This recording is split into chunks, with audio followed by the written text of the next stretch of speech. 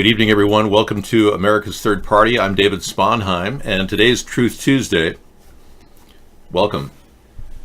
We are looking at our YouTube show. We're going to get into the channel here and dial in so we can actually interact with people at our YouTube channel. If you want to go to our YouTube channel, you can find it at the bottom of our page at America's Third Party or at the top left of coolrock.com. My veneers are good. Everything's great. All right, let's take a look at the live show going in there right now. And if anyone wants to chat, you certainly can, no problems. Because Third Party or at the top left of coolrock.com. That's right. Okay, I'm trying to get everything lined up so it goes, hey there, William. William 420. Okay, easy. Thank you. Trump is definitely in the middle of hot water. He wrote a 6-page letter to Nancy Pelosi, and she's losing it. She made some weird comment that Nancy Pelosi was, protesting the impeachment in the strongest terms, but she made some very strange comment that she's not a practicing attorney or a lawyer, but she does practice medicine. It's like, what? How can anyone even begin to understand the mindset of Nancy Pelosi? Is she handing out like Xanaxes and things to people on the House floor? Well, it's common for people who are guilty to put out a big story, and Trump just wrote a 6-page letter. I think that's more than he can write. Maybe his press assistant, Carolyn Sunshine, wrote it. I'm not sure. But I understand she's a Disney girl, so she could write a pretty good letter. The president has just sent a letter to the House. Let's listen in. Well, let's be clear.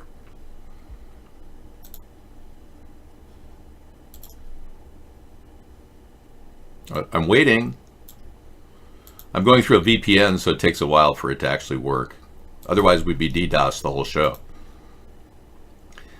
Cooking will be the tuna casserole coming up on Thursday. Deluxe tuna casserole. Trump tweets 790 times last week.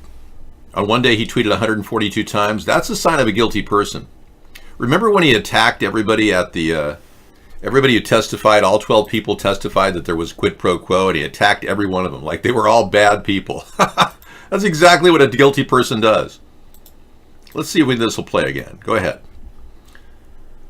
I don't know. He's just a tweetaholic because that's all he can do. He has no power. He can't even stop the deep state. Trump is owned. The president has just sent a letter to the House. Let's do this again. Speaker Nancy Pelosi. Let's go straight to our White House correspondent, Caitlin Collins, who has the details. And Caitlin, what is the president saying? Brooke, this is a really lengthy 6-page scathing letter from the president addressed to the House Speaker Nancy Pelosi, essentially denouncing these articles of impeachment against him. Okay. That's enough. Yeah, I don't want to wait for this to download. That's pretty much six-page letter denouncing the impeachment charges. Hasn't he been doing this like every day for the past 3 years? Is that like his daily activity? This is all the Russian hoax. Melania, what was that other thing I used to say? Oh, it's a scam. Oh, it's a scam, yeah. It's a witch hunt. Oh, I could use those words over and over again and still believe it. The only person in the entire world who's ever felt that he's innocent because they're investigating him. Yeah, I've never heard that defense ever in history. But he's innocent because they're investigating him. Yeah. Now we've got a story about California waters rising. Yeah, we just saw some amazing footage of chemtrails in California. This stuff Scissorfight grabbed when he was looking at up the sky and did a little video and some music to it. It's pretty ominous. Look at this. Yeah. Chemtrails being dumped across the sky. A little video and some music to it. It's pretty ominous. Look at this.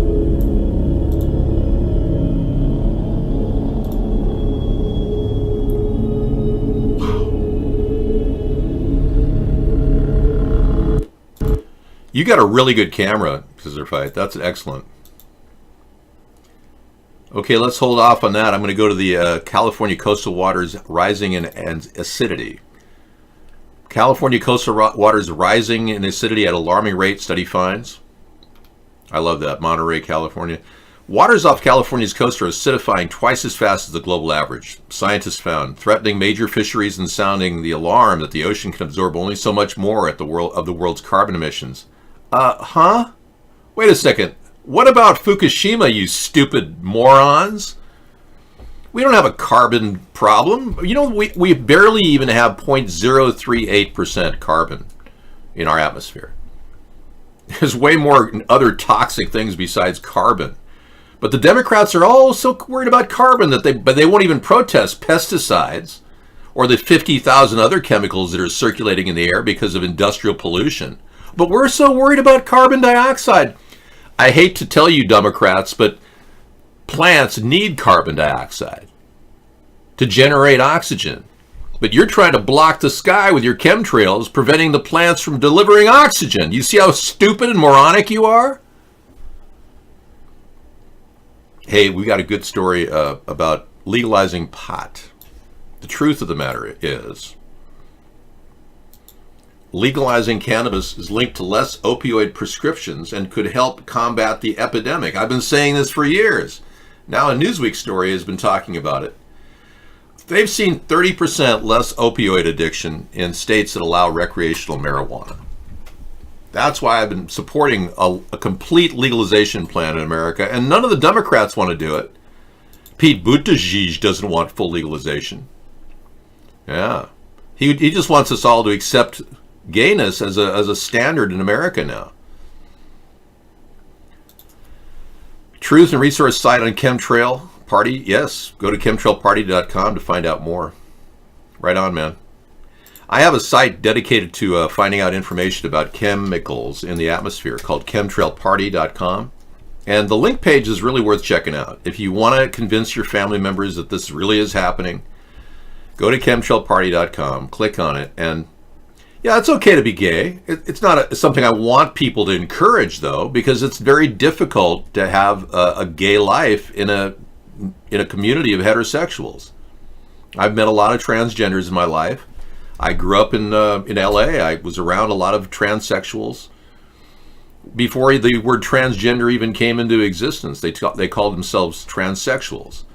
And I met many of them, and their life was very difficult. So don't kid yourself, and certainly don't tell your kids it's no biggie if you want to be a transgender. You will face ridicule. That's the way the world is. I don't know, Stormy Daniels, you're getting a little too commercial for us. But this is chemtrailparty.com. Click on the link button, or I've got stuff down here to give you valid proof. They've even got a site called weathermodificationhistory.com, and you'll find out how many chemicals have been sprayed on your house over a period of time. But the link page is very, very edgy. You know, you've got cutting edge links on chemtrails to date, and nanoparticles, spraying in California, geoengineering. This is a really good PDF ebook that goes into a basic explanation of what chemtrails are and their effects on humans. Aircrap.org, globalskywatch.com, and videos too, to boot. Got a really good sites on EMF radiation that could affect all of us, like the 5G network. So if you want a resource, chemtrailparty.com, and click the link button. Meanwhile, the truth is marijuana is medicinal. And there's no reason why we would take it off of or we would keep it on the list of controlled substances. It doesn't qualify. There's no reason why we would allow that. So our president, who's got his head in the sand, and certainly the entire Democratic Party, even Joe Biden, doesn't want full legalization. It shows me that they're not really ready to accept what the American people have already said they want. 64% of our country has said they want recreational marijuana legalized. And states like Maine won't even do it, even though their people said it. Governor LePage has refused to allow any of the legislation to go forward. In 2 years, they can't get anyone to approve that legislation. He vetoes it every time. So in Maine, people are like, 2 years ago, they said they wanted legalization. No, he doesn't want anyone to open up a shop. You see what's going on? These people who are living in the 20th century cannot adapt to the 21st century. And anybody who hates marijuana clearly hasn't tried it. Anyone who tries it will know, hey, I feel a little bit better, as a result of it. It's not like something you're going to die of. It's not. No one's ever overdosed on marijuana. But the marijuana is definitely keeping people from being opioid addicts. Both types of laws appeared to cut down the total number of patients receiving opioids. Very good statistics. Yeah, they've seen even a 30% reduction in suicide, like overdosing on fentanyl, things like that.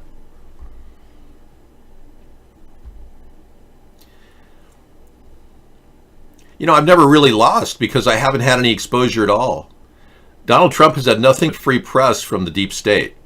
I've had complete censorship from the deep state. I'm the only guy who could even begin to challenge the deep state. Donald Trump won't ever prosecute anybody in the deep state. Our entire program is all set up to stop corruption. And for me to run a real honest campaign means I'm going to be in danger. Whereas Trump, they want to put a puppet up there. They'll support him all they want. He's just misdirecting you people to think that he's stopping the deep state. They've even got a BS story called QAnon. And this guy Q, he's a CIA operative. He works at 4chan. The CIA has been running 4chan and 8chan for a long time.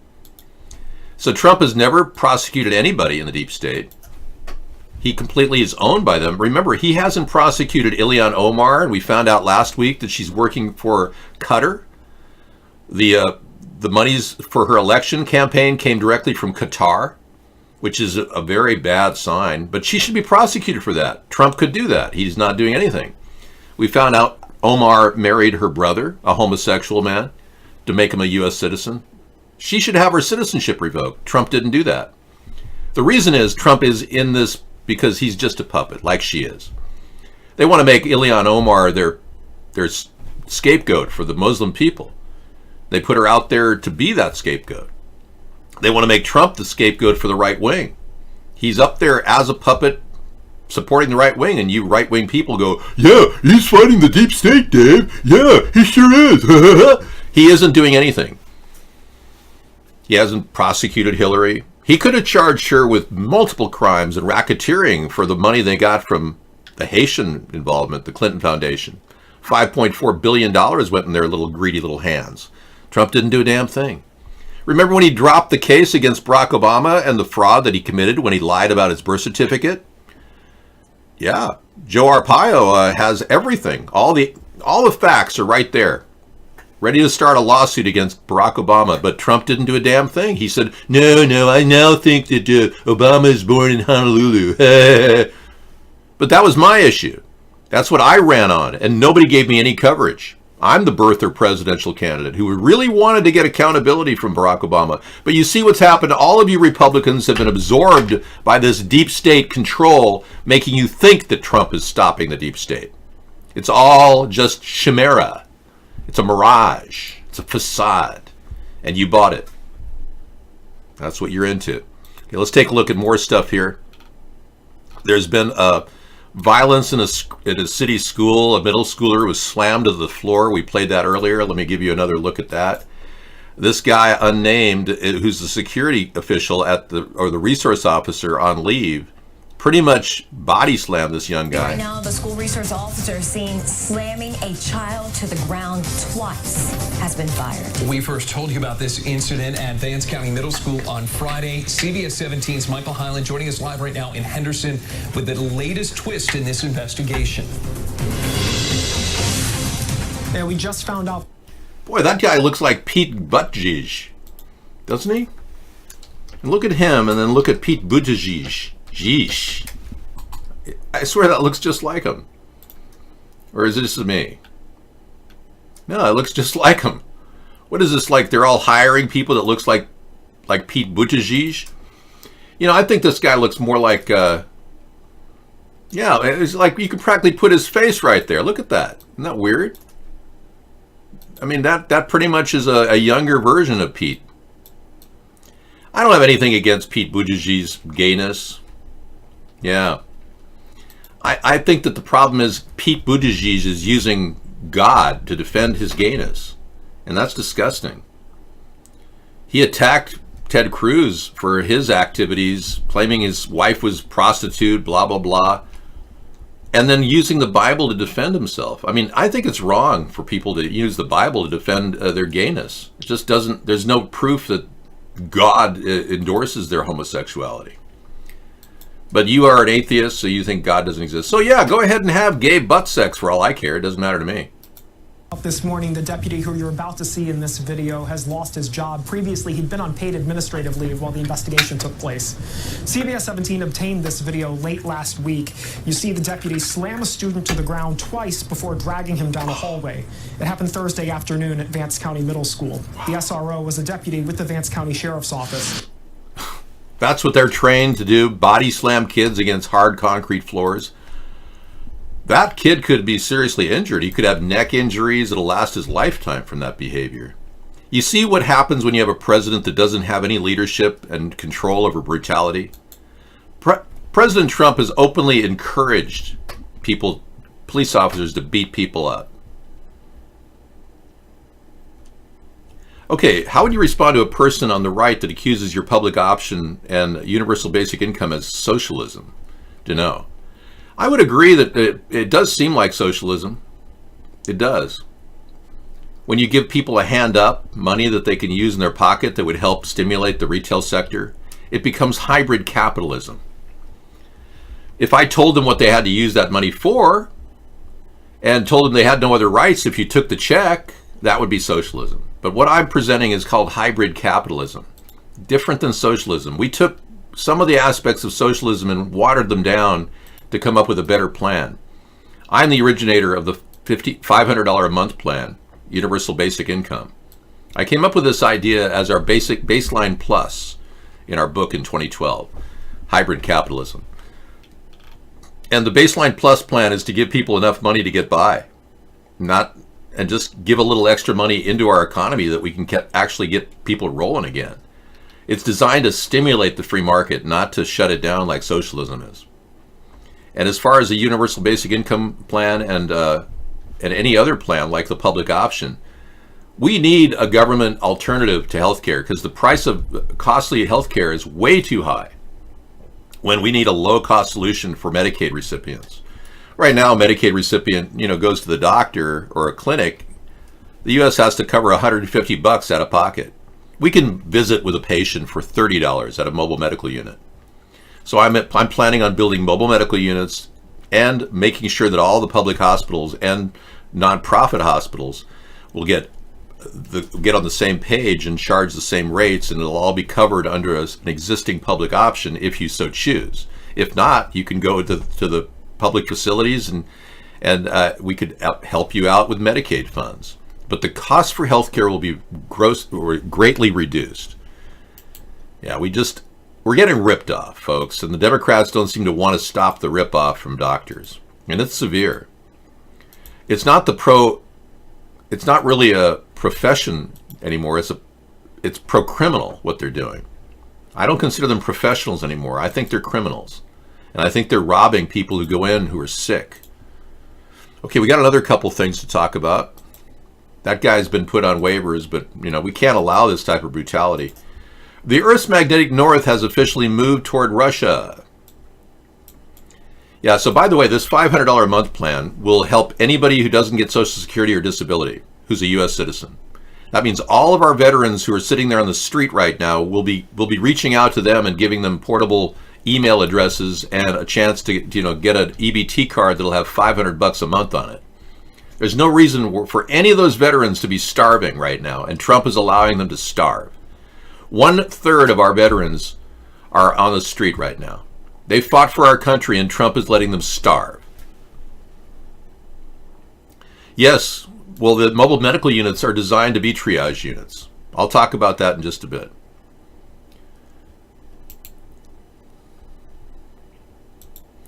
Anyway, we've seen North move, but ironically, it's moving toward Russia. And that's what's seriously disturbing. Many people believe that there's a trench of magnetic uranium in Russia that they've been actually moving as a way of controlling the navigation systems in and around their country. I start with the premise that Russia has nothing good for America. You Republicans are on the side of Russia is going to solve all of our problems. Hardly. Hardly. Russia's not going to solve our problems, I assure you. They don't care about us.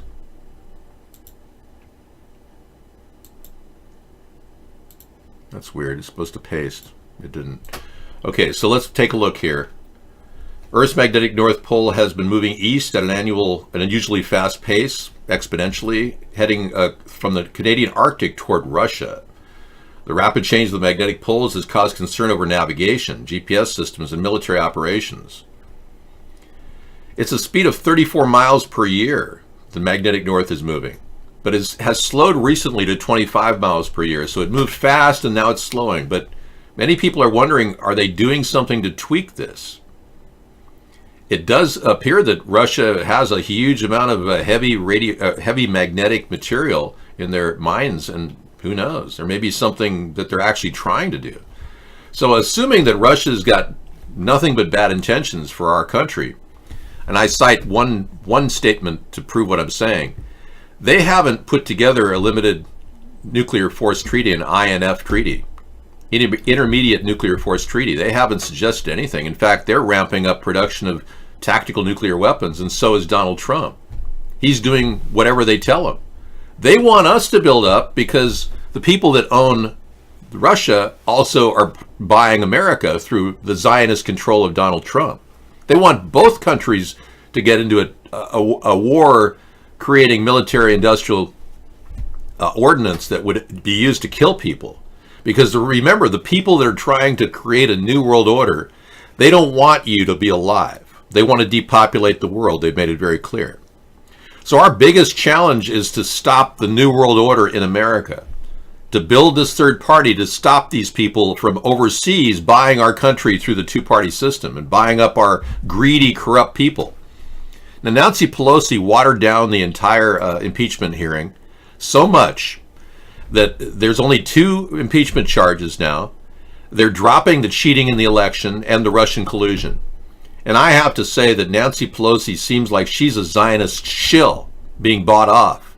It looks to me like they got her, and they probably got Ruth Bader Ginsburg too, because she's holding back on the IRS forms that Donald Trump should have. We should have seen those IRS forms by now to make a credible impeachment statement on this impeachment eve. We can't even make an impeachment process go forward realistically unless we have all the evidence. And right now there's so much evidence being suppressed by the Zionist-controlled press that we're not getting anywhere. So it's basically a big cover-up right now, and Pelosi just wrapped it up and turned it into a joke. You're not allowed to come in here and talk about Rodney. It's a bannable offense. And because of that simple fact, everybody who comes in mentioning that name will be banned. Thank you. Now, Nancy has said she has 8 different accounts for Trump's impeachment, not just 2. Well, if she said that, how come we're only looking at 2 right now? I'm a little concerned because it looks more like Nancy's holding back because somebody bought her off. What else can we assume? Absolutely. I would gladly become our vice president under any president. If Biden were to choose me, if Trump were to choose me, if Pence were to choose me, I would gladly do that. We have our differences, but I want this country to succeed. I want us to all have a better, cleaner country to live in. And right now, I don't see that happening. Trump is denying the climate problems that are obviously happening in our world, a high rate of acidic water in the Pacific Ocean. We have to deal with the fact that Fukushima is still leaching into the ocean. We haven't even addressed that issue. I would have, as president, dealt with that right away back in 2010, 2012. I would have done everything I could to help Shinzo Abe stop this terrible Fukushima radiation from drifting into the ocean. That's the real issue. Greta don't know what she's talking about. Okay. Greta was asked some questions. We're going to go to the Greta story here. Bring on the Greta story. And she didn't know what she was talking about here. We played this before, but let's play it again. Sam?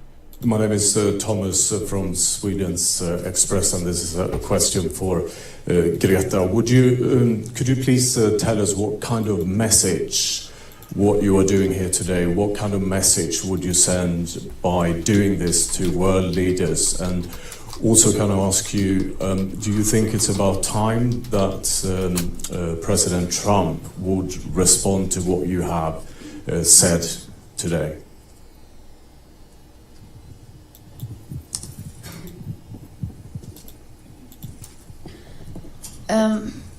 I think. I'm sorry, what was the first question? The only question. Yeah. I think what we want to send is, the message we want to send is to say that we have had enough. And anyone else want to say? I've had enough of her. She can't answer a question. She noticed she reads off a script whenever she talks. You've probably seen that before. Let's look at this one. Swedish environmental activist focused on the risks posed by global warming. Thunberg is known for her blunt speech, matter-of-fact public and to political leaders and assemblies, in which she urges immediate action to address what she describes as the climate crisis. I'm not going to play that because it's got that terrible music from 2008 in it. I'll play it tonight in our show. Yeah, enough ragging on Greta, the exploited child. I don't really want to make fun of her. She's clearly sick, mentally ill or something. Well, not mentally ill, but suffering from a lot of anger management. She has Asperger's. Yeah. Well, people with Asperger's are quite intelligent. Yeah. She's a child actress, not a climate change genius. Good point, Ace Spade.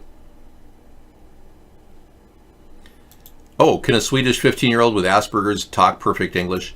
Well, you can't even write perfect English, and you've been in this show for chatting for over 11 years, so I'd get back to studying your basics. Forget the PhDs you have. They didn't really help you. I can't get rid of your NHS. I can come up with a robust plan to create mobile medical units, and we've talked about that. But I can't help your particular problem. And by the way, our mobile medical unit and our public option does not take away the private sector's ability to function. We run parallel. We're not going to supplant a private sector healthcare system with a government operation. We're doing something separate. It's just an alternative. It's not even mandatory under this plan. It's completely voluntary. Well, I think doctors and pharmaceutical people are criminal in that they keep charging more and more for their procedures, and they have an 18% increase in profitability every single year. No industry in America has that type of profitability. The only one I can think of is maybe the cable TV industry. They tell their salesmen to get 18% more every year, but it's not like they're going to do that. So there's a lot of concern that the people in healthcare are gouging everybody all the time. That's what they do.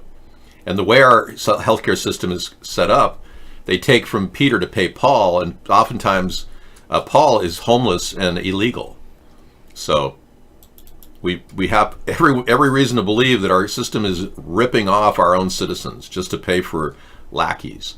And the cost of healthcare is really central to that. So I've come up with the mobile medical unit system applied to this political problem.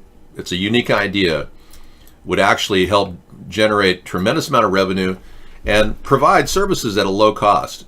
We're talking about $30 for a visit to the mobile medical unit, copay. And if you can't pay that, you sign an affidavit, put your thumbprint on there and say, yeah, give it to me. That's the way I like it. Yeah, so we're talking about a visit to a doctor on screen, telemedicine capability, blood chemistry test, pinprick exam included with a diet plan. That's what you'll get when you go there.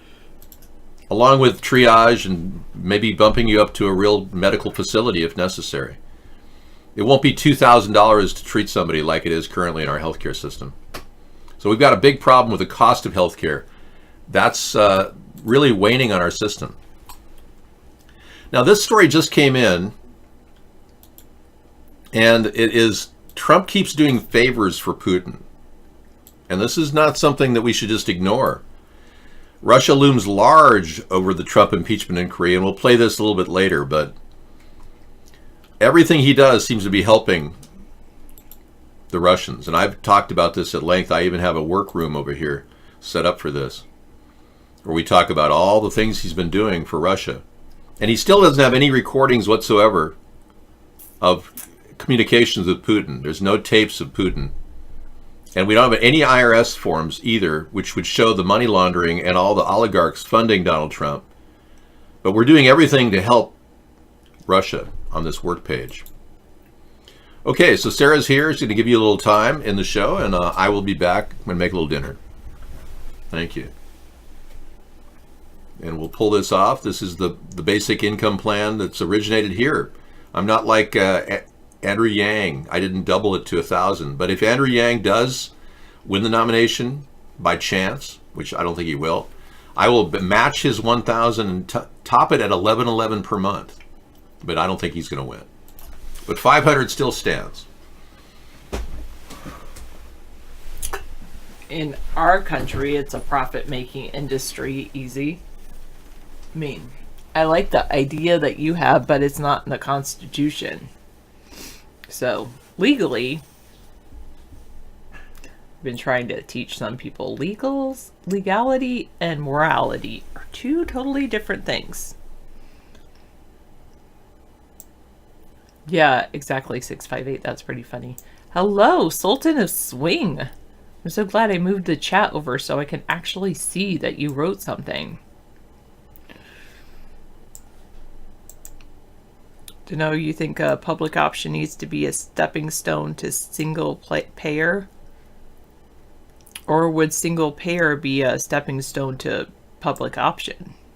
Or public... Never mind. The thing about single payer is then, you know, all the businesses would be paying for it, and what happens when there are no businesses, like Andrew Yang was kind of alluding to. Things easy.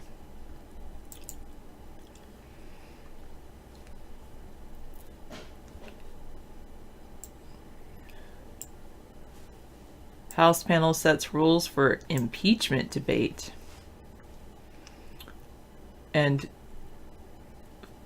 Maxed Out Credit is giving me links. One that says controversial over Sheila Jackson Lee's airline seat. And another one about Vladimir's computer is still running on 18-year-old Windows XP. Well, if his infrastructure handles it, I think that's fine. Well, other than, of course, that, you know, hackers can learn on those, and then it puts them at risk for security concerns, but... Oh, this is out of Newsweek, and it's today. A Russian news site has claimed that President Vladimir Putin is using a discontinued operating system on his office computer. Software which is also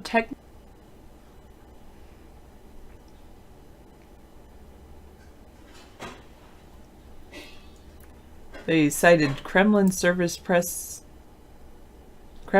service photographs published this fall as evidence for their conclusion. Interesting. All right. Security risk? Yes. Wow.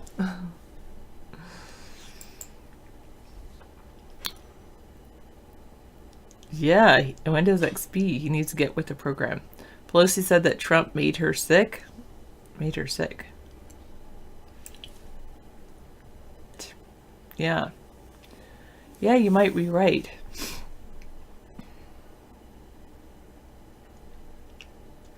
Hi, William. Is it glitchy today? I don't know. I don't think it's any more glitchy. Probably not more than yesterday. Was it yesterday it was glitchy? I remember it was glitchy a few days ago. Ooh, thanks. Top 9 computer languages to know for 2020. I can start studying them over winter break. It's Tuesday, not glitch day. Right as I asked about it being glitchy, it froze. Ha! Why computer languages are as important in the tech universe as spoken language, and what you should know for the new year. I like this. Tech Republic. Thank you. It's all my fault.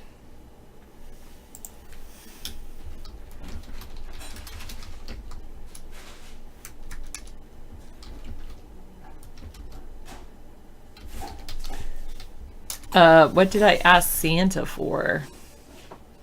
I haven't yet.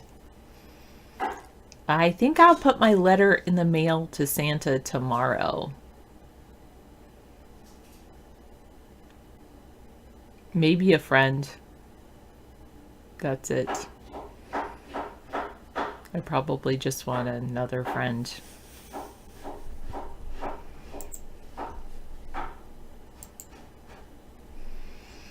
What do you want? Underpants and socks.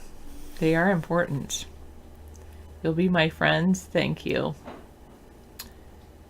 You're welcome, my sister. Sister, do it online? Like, be a friend online? Send my letter online? I don't think I'm going to send my letter online. How about noise canceling headphones? I have a pair of those, and I don't really use them. Are you guys talking about David and his cleaver? Oh, I know. Alright, let's look at this. This is pretty interesting. Well, at least it's interesting to me. Top 9 computer languages to know for 2020. In some circles of life, being monolingual is a distinct disadvantage. In computer language, it renders you nearly obsolete. While you may have expertise in one programming language, it's critical you be at least rudimentarily familiar with programs that potentially new to you companies require. It will have a direct impact on not only your first job, but subsequent ones. It may also directly correlate to your salary potential.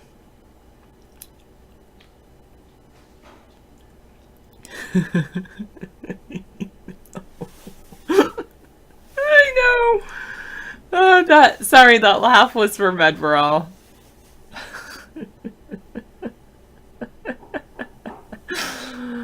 Oh, goodness. Oh, how about some anti-chopping headphones? I probably should get a different type of microphone. There's ones that like pick up all the noises so you can hear David's cleaver just as well as you can hear my voice.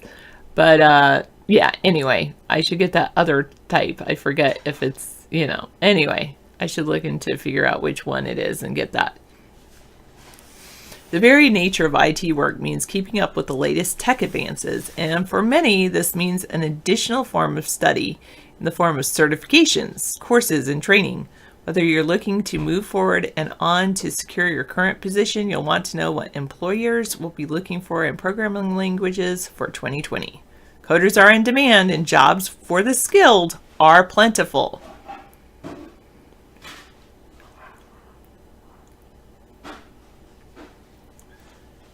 I said, no. .com. Yes, the condenser versus the omnidirectional. I guess I need a condenser mic. I might have an omnidirectional. I have a Marantz Professional PodPack 1. I don't know which kind it is. Anyway. And I thought there's another word instead of omnidirectional. One's condenser and then the other's something else. I don't know. Okay. I'll go to this one next. Good coders are logical geniuses. I'll read that article next. Said Matthew Carswell, CEO of the software development company Jump Model, Inc. Coding is as much a language as spoken language. Diversify.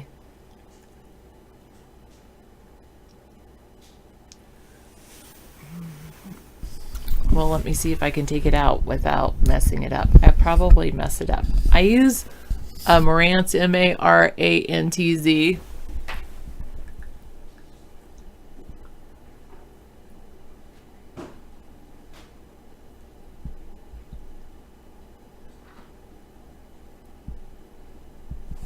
But I don't know what kind. You think it sounds good? Okay. I was trying to look at the bottom of it to see if it said what kind. Or so show would last 3 minutes. Oh, good. Easy. I like that. I don't know. Maybe I do sound normally like that, but I doubt it. I think it's just the microphone. Hello, G Nightcloud. Oh, gearinc.com. Types of mics. I'll look at that maybe later. I'm focusing on the coding. One thing at a time. Too much information! Alright, anyway, no. Okay, diversify. It's important to have a wide array of knowledge in order to cover all your bases, said Justin Rodenbostel, VP of Delivery at the digital tech company SPR. Knowing languages in order to code for web, write services, and manipulate large data sets are essential. That's why I think that Node.js one is pretty cool, because you can do a lot of that. For web coding, I recommend a JavaScript derivative. See, like, yeah. And a framework to match, such as JSX and React or JavaScript and Vue.js. For service writing, Rodenbostel continued, C# and .NET Core are the dominant choice among our clients. Finally, to manipulate large data sets, Python and Spark appear to be the tools of choice in this space. Wow, I've got a lot of learning to do.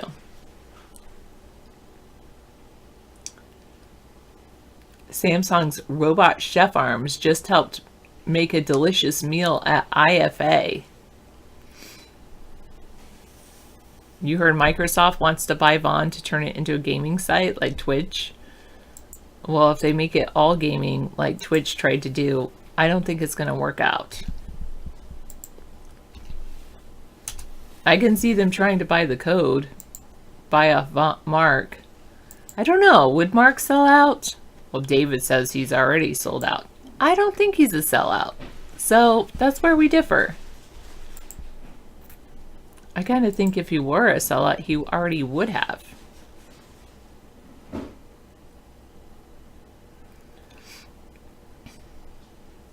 Oh, that was supposed to be tinyurl, by the way, .com.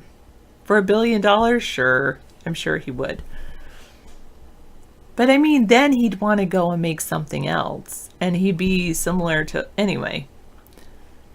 But maybe I don't know Mark. I mean, you know, I just cast on here. I don't know him that well. But I think I mean, that's my perspective of him.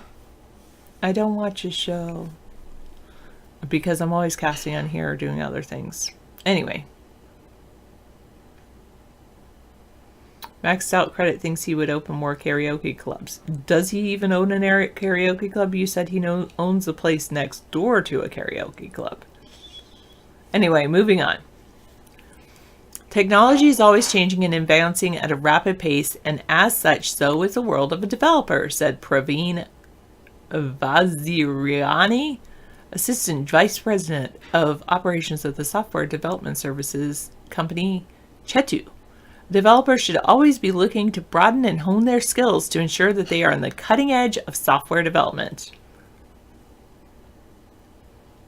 Oh, he's a partner with that club? Okay.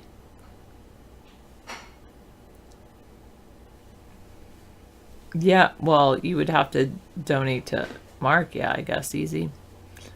All right, if the experts interviewed, as well as the web tech sites, including Tech Republic, are to be believed, there seems to be a general consensus of the best languages. Number 1, Python. Number 2, Java. Wow, I didn't know Java was still popular. Number 3, JavaScript. Number 4, Swift. Number 5, C#. 6, C or C++. 7, React. 8, Node 1. And then Ruby. And there's how to build a successful developer career. There's a PDF, free PDF from Tech Republic. Interesting. One of, if not the best source for computer language popularity is the software quality company's TIOBE index, which releases a new list monthly. The November list was recently released.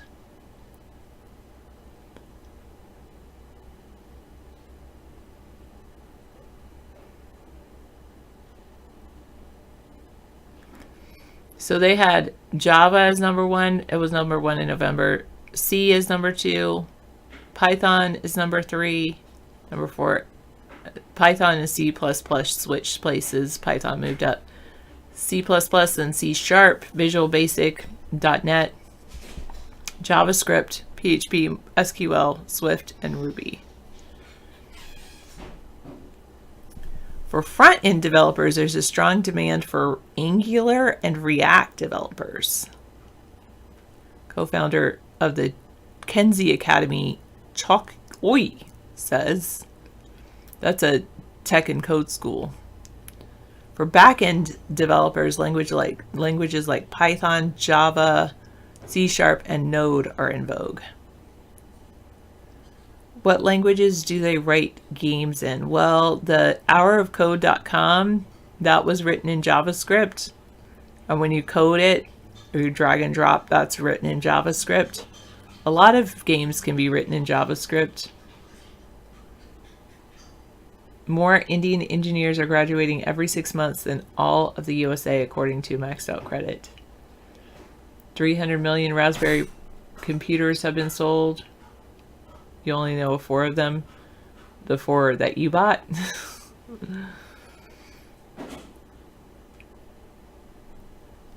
Oi said, since we are in the middle of a tech famine across the country, having knowledge in one or multiple of these programming languages, coupled with the ability to solve problems and communicate effectively, will land you a high salary job. I already have a great job. I've already just vowed that I'm going to be doing my job for the next 25 years. However, the nice thing about my job is that I can moonlight. I can like streamline my job so it's like super efficient. Then I can moonlight. I mean, not do it during the workday, obviously, but leave my job at. And then some people used to work 2 jobs, and wouldn't be a great second job would be a coder. You mean like Grand Theft Auto 5? Ooh, project management or Scrum Master or human resources. I kind of like all 3 of those. I don't know about the Scrum Master. I've heard of it, but I don't know exactly what they do. Oh, you just got 4 professional coffee grinders to fix. There's great demand to fix coffee grinders. People are asking you to fix their coffee grinders. You're right, Mr. Mysterio. I could teach online as well. What do you do in your work, Easy? You work with children, but you find them irrational? Well, you know, they're just young people. Well, you notice recent grads are being offered $55,000 to $90,000, while in expensive tech hubs like San Francisco and New York, you can easily land 6-figure starting salaries. Just can you live there for that price? As you gain more experience, your salary growth in tech typically outpaces many other industries. A software engineer can make about $128,000 a year with firm knowledge of common coding languages and procedures, while some with knowledge of machine learning languages and programming can earn $152,000 a year. See, that's what I kind of want to look into, machine learning languages.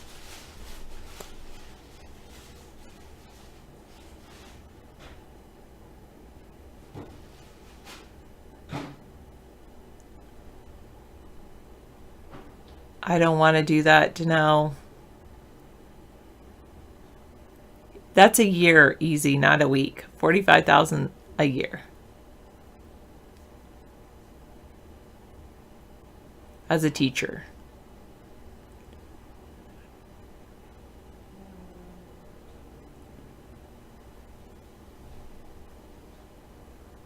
The coffee grinders are always breaking down. They sell for $3,000. Ubisoft is hiring like crazy in Montreal.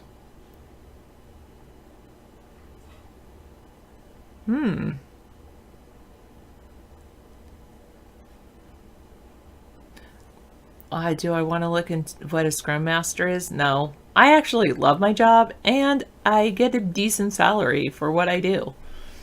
Well, it is where I teach, so. You want to come and teach special ed out here? Dunno. We're always looking for special education teachers. It seems. Actually, I think they've got the special education teachers down pat, but we're hiring para-educators, obviously, a lot. Could be. Another one is like school psychologists. Oh, that's an in-demand job.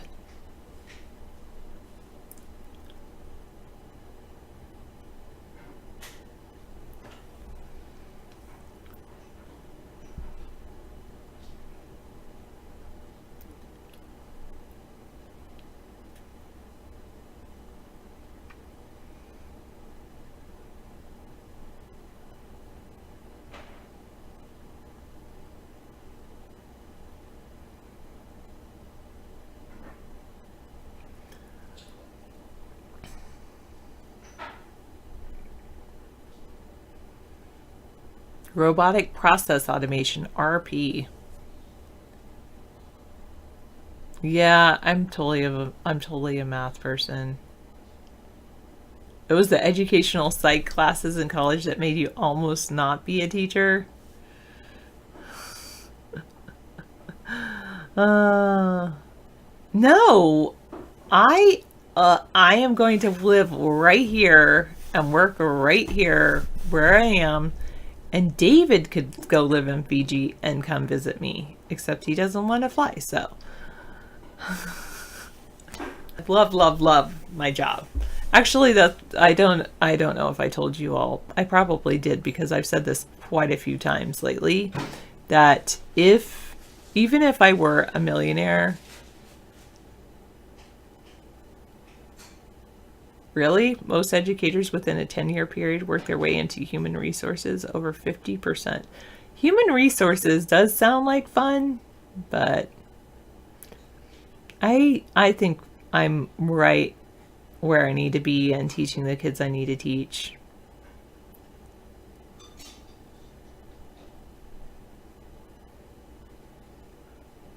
You have a degree in sociology, maybe you could teach it?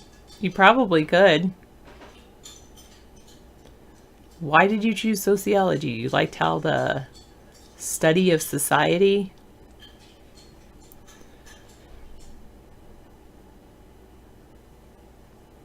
There's a lot of travel, a lot of demand going forward as technology and back-end programming should be Angular, React, Golang, which is short Go, and Node.js.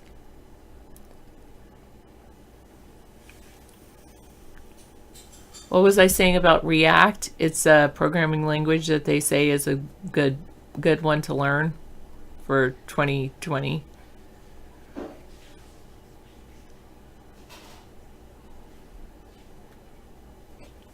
That you need to learn Java.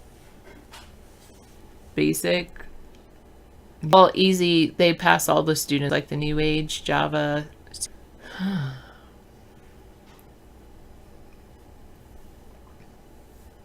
Carswell thinks .NET Web for Lucas Group. He leads a nationwide team of IT recruiters. Says he thinks Python, React, Angular, machine learning. Says it depends on the type of coding you want to do.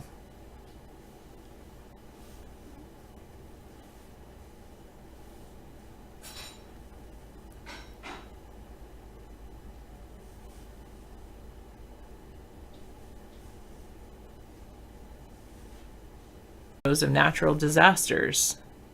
A new film born from an IBM hackathon profiles how 4 world tragedies were the impetus for innovation Innovative mitigating tech. Wow. Cruiser, you should check if you like computers.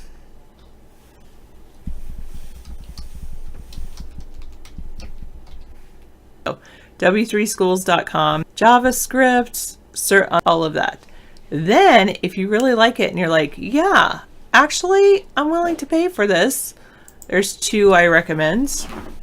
The one, if you really want a degree, is wgu.edu. My favorite university ever. And they only offer degrees in 4 fields. Business, I put that as my pinky because I don't think that's as important as the other ones. Health and nursing, teaching, and IT. So the cool thing about their IT program, and it's not easy, no, it's not easy, but like you could get, they have cybersecurity and information assurance, data management one, and usually it costs $65 to apply to their university, but it's there's ways to do it for free. And so and the cool thing is you get 3,000, a little bit, like, it's pretty interesting. Yeah, it's interesting. And my dad just raspberry sell my fermented hot sauce online. The hatched green chili that I highly recommend. He wrote this blog post about how he was like in his late 30s and people were like, you can't competing to projects and doing it. But then he just kept learning. The only thing you don't like about WGU is you're proctored in front of a camera. Well, there's a reason. No, the thing is about, I prefer that city because I don't, in order to take a proctor than that. Yeah, with me, easy. Students are absent on Friday. Well, one, like, sent them an email. So, oh, and kids, I told the kids, all of that has to fit in your backpack. And we'll be watching 2 movies. And not only Amazon now chatting. And these are the 2 videos I want to show. And they're Amazon originals. And the 2 movies are Click Clack Moo, Christmas on the Farm. And the other one is called Pete the Cat. Type together and took a test on it. So I feel like that ties into the curriculum and the Pete the Cat series. So anyway, that's what we're going to do. Whereas like everybody else around me they're like, we're watching Polar Express. We're watching Polar Express. We're watching Polar Express. We're watching Polar Express. And I'm like, they're not teenagers. Ah, that's pretty good to know. Well, here in Washington State, I think that might violate some, I mean, you'd have to have like a parent do that. That's just how Washington State works. Like, teachers cannot touch money from students. No, I've never been to one, Hot Rails. And on Amazon, cool. Have some to go, but South Carolina is pretty laid back. Oh, the sci-fi Amazon.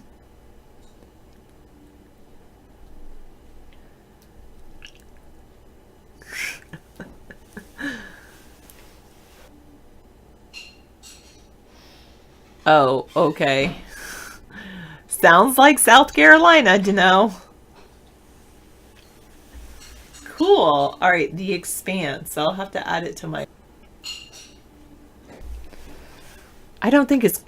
I have Vatican. It's just, I get it. I think I understand perspective, but all right, you got your USB heated insoles today. How they're heated in? You heat them up, you preheat them up before you put on your shoes? Huh. But you're ready for snow. That does sound good, though. I do have to admit. Because I definitely have a problem with this time of year and getting... They're connected to your power pack, so you just sit there. Oh, like you wear your power pack down low near your feet? Now I'm still confused. There's a USB that runs down, making things up because nobody said anything about a power pack. I am on... The person that asked the question or made the comment was... had put it on iVlog. That's where they're chatting at. And Easy's chatting over here.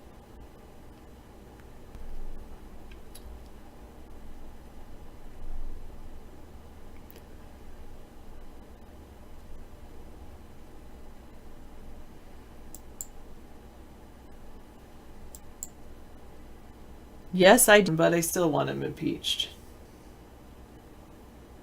There has been historic repression and oppression and definitely have to,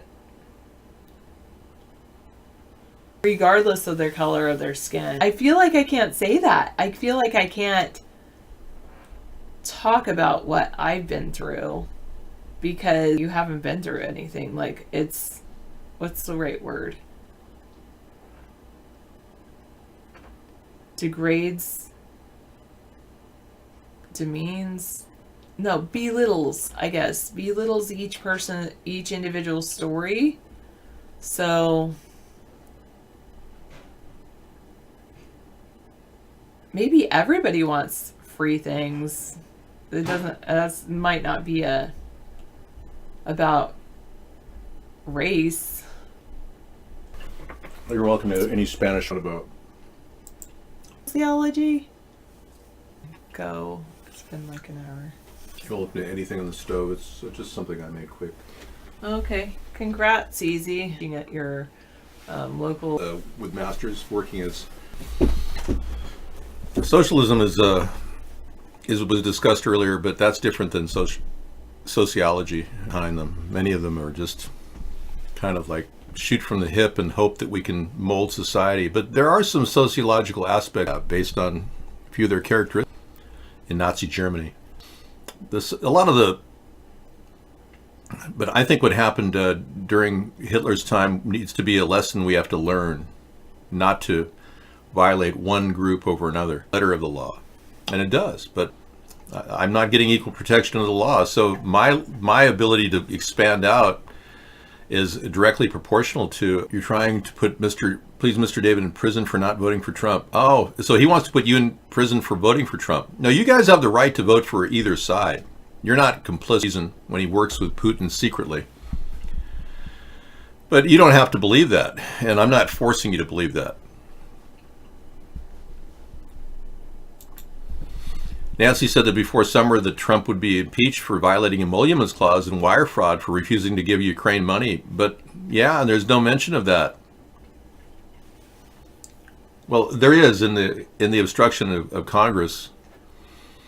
But you're right. Misuse of funds.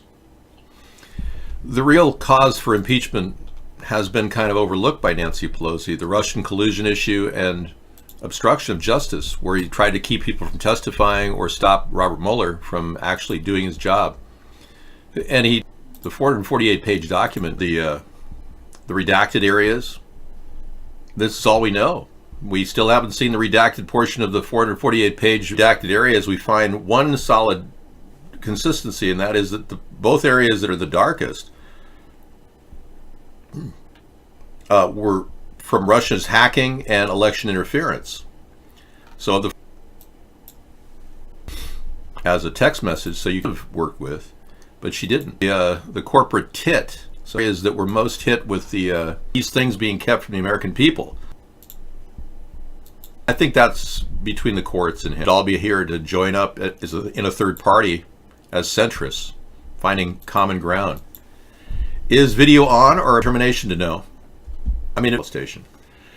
So if I'm in a position where I actually, just to appease him, realize that he's stepping all over people when he's people that have come forth and said that Donald Trump is the most evil person they've ever met. I don't know this message from getting, and the witnesses. Charles Schumer, will he ever do anything? Impeachment beyond what Clinton had, if even that. And they want to rewrite the narrative so that William Barr somehow makes it seem like to keep the American people from recognizing, or maybe Putin is the handler. Friend, Mr. So-and-so that you claim is message censored, I never see that, behind the video being shut off.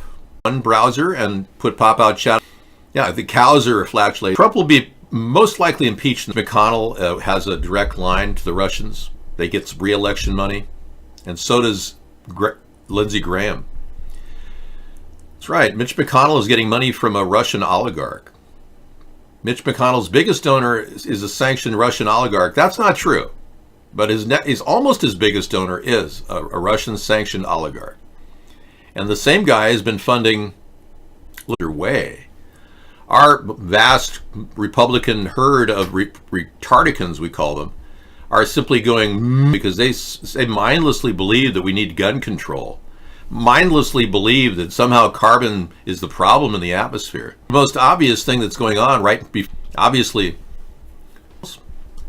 I say we need to do. So we have a very simple plan to scope with the video. What's the problem?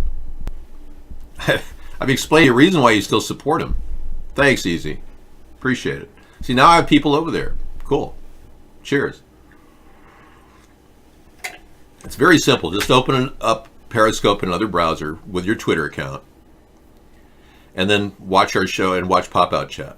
Yeah, thank you. Yao Dave. And we have to move over because if you don't, to censor us and to mention anything about these two men getting money from Russia. I'm the only person in the country, if not the world, talking about this. So if this isn't the most obvious case where Russia is rigging the Senate vote against the Democrats, like still there. I mean, he's been in office way too long. He's become to the point where Mitch McConnell is gloating in his success as how he's been able to maneuver and control the Senate and what happened during Obama's time. He actually mockingly laughs at what he did during the time when Obama was president. Mitch McConnell does. They call Mitch Moscow Mitch. I still believe Obama was far too soda. Supported Obama and he supported Trump, and now he's changing his mind. He's still supporting Trump, but remember Lindsey Graham said, if you have nothing to hide, you have nothing to fear. Which is exactly what Joseph Goebbels said, the minister of propaganda in Germany.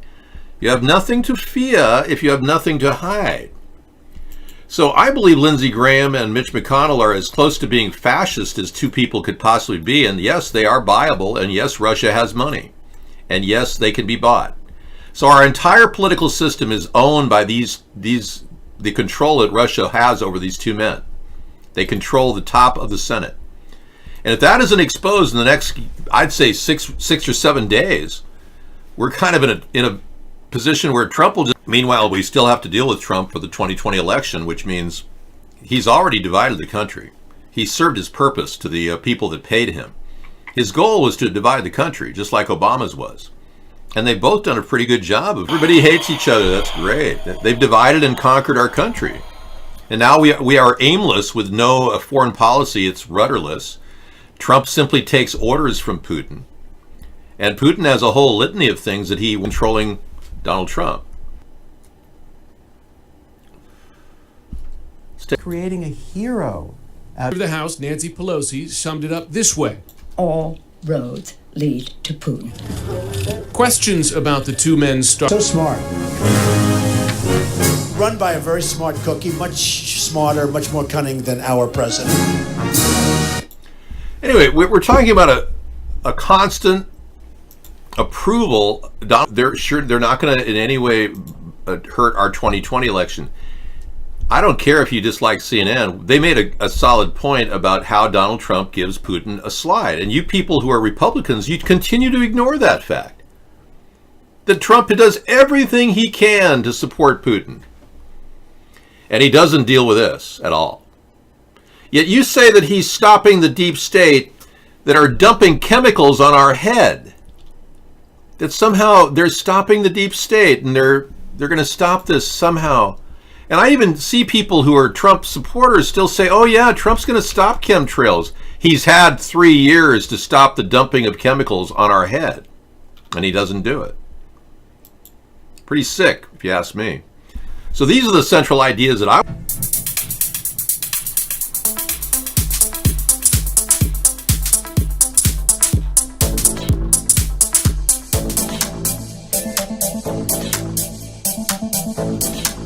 We'll pull this off and we'll go to the way. Well, look at all the things. He definitely caused Ukrainian deaths by not giving them $400 million, helping Russia. He definitely did not impose Russian sanctions for over 2 years until recently, and he's only doing it to a friend of his named Oleg Deripaska. And then there's disrespecting NATO, their number one opposition. Russia has no barriers besides NATO. We're getting pretty targeted right now. So disrespecting NATO, our ally, is helping Russia. And he's destabilized Venezuela, hurting our relationship with the leader Maduro, forcing him to move to Russia, and even talking about a missile silo with a launchable tactical nuclear weapon out of that location against the United States. And he's clearly in control. And he's basically, which lowers the value of done with Saudi Arabia and other things, which help probably Russian oligarch money to get him elected. So all of this stuff points to, I'm shocked. Anyway, I'm sitting here talking to people who clearly like my ideas and like the idea of a border fence, something, containers. Trump's never going to build a fence and won't be ready. Nothing in plans are ready for action to deal with the immigration crisis. He's playing catch up and damage control with the immigration problem. And he's turned a lot of Border Patrol agents into sadists. We've got true concentration camps at our southern border. And no one's addressing these issues. So I think you guys who are supporting Trump are really the problem. And you're the problem because you're a barrier to the reality deep in our country. And frankly, child molestation. That's what people are saying. Allegations. Okay, Easy, you gotta stick to the subject here, so I'm going to put you on a mute. Yeah. You can't talk about your freezer. We're talking about politics. I don't give you the show for...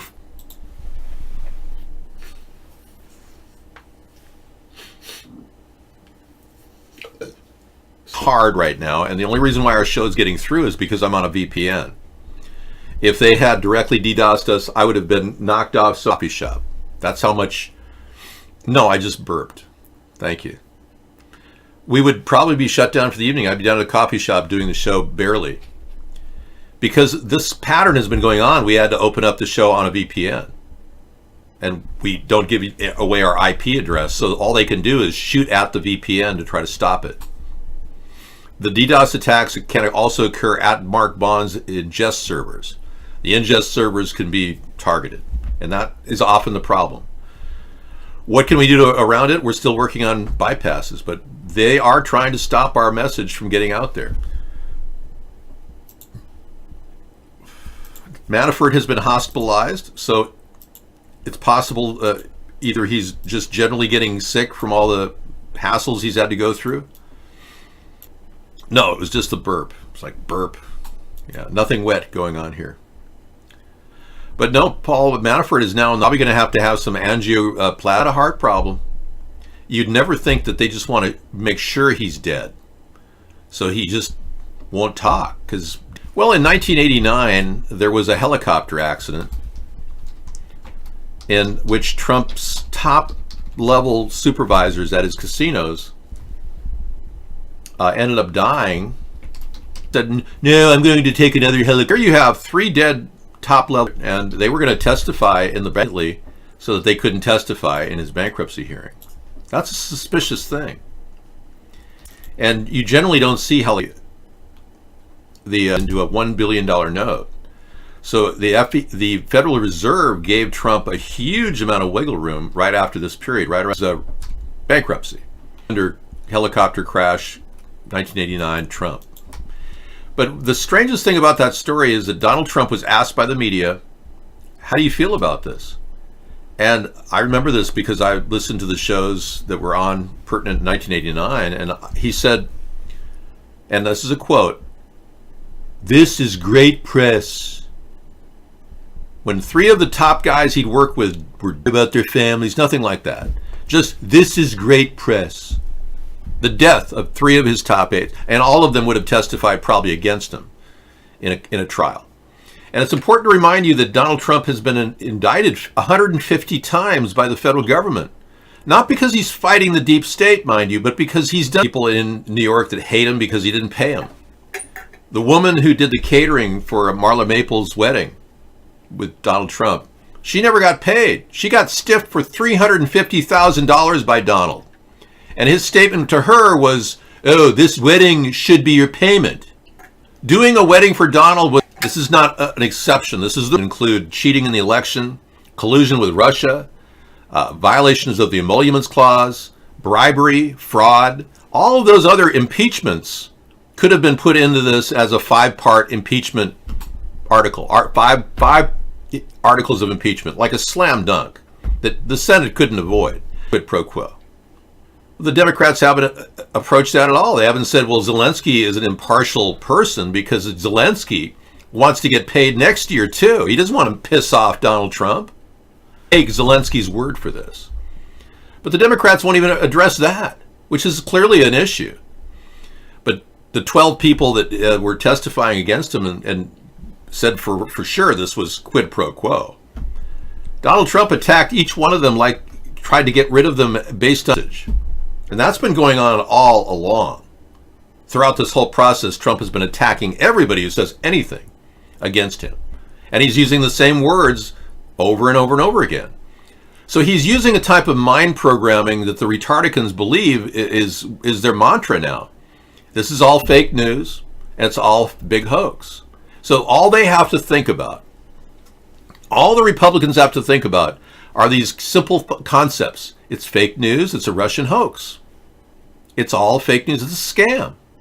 And they repeat that in their head over and over again to fill the blank area that they don't even have a clue about. And now some of them, the more intellectual of the retardicans, are globbing onto this attacking Joe Biden and Hunter Biden, which is a pretty good offense now. Remember all we heard about? Charles Schumer can't get Mick Mulvaney to testify because he can't get the Senate-controlled Republicans to actually do anything. So they're going to kind of close the door on this and sweep it away. Meanwhile, our country's still under the Russian control. There could have been 8 articles of impeachment. Good point to know.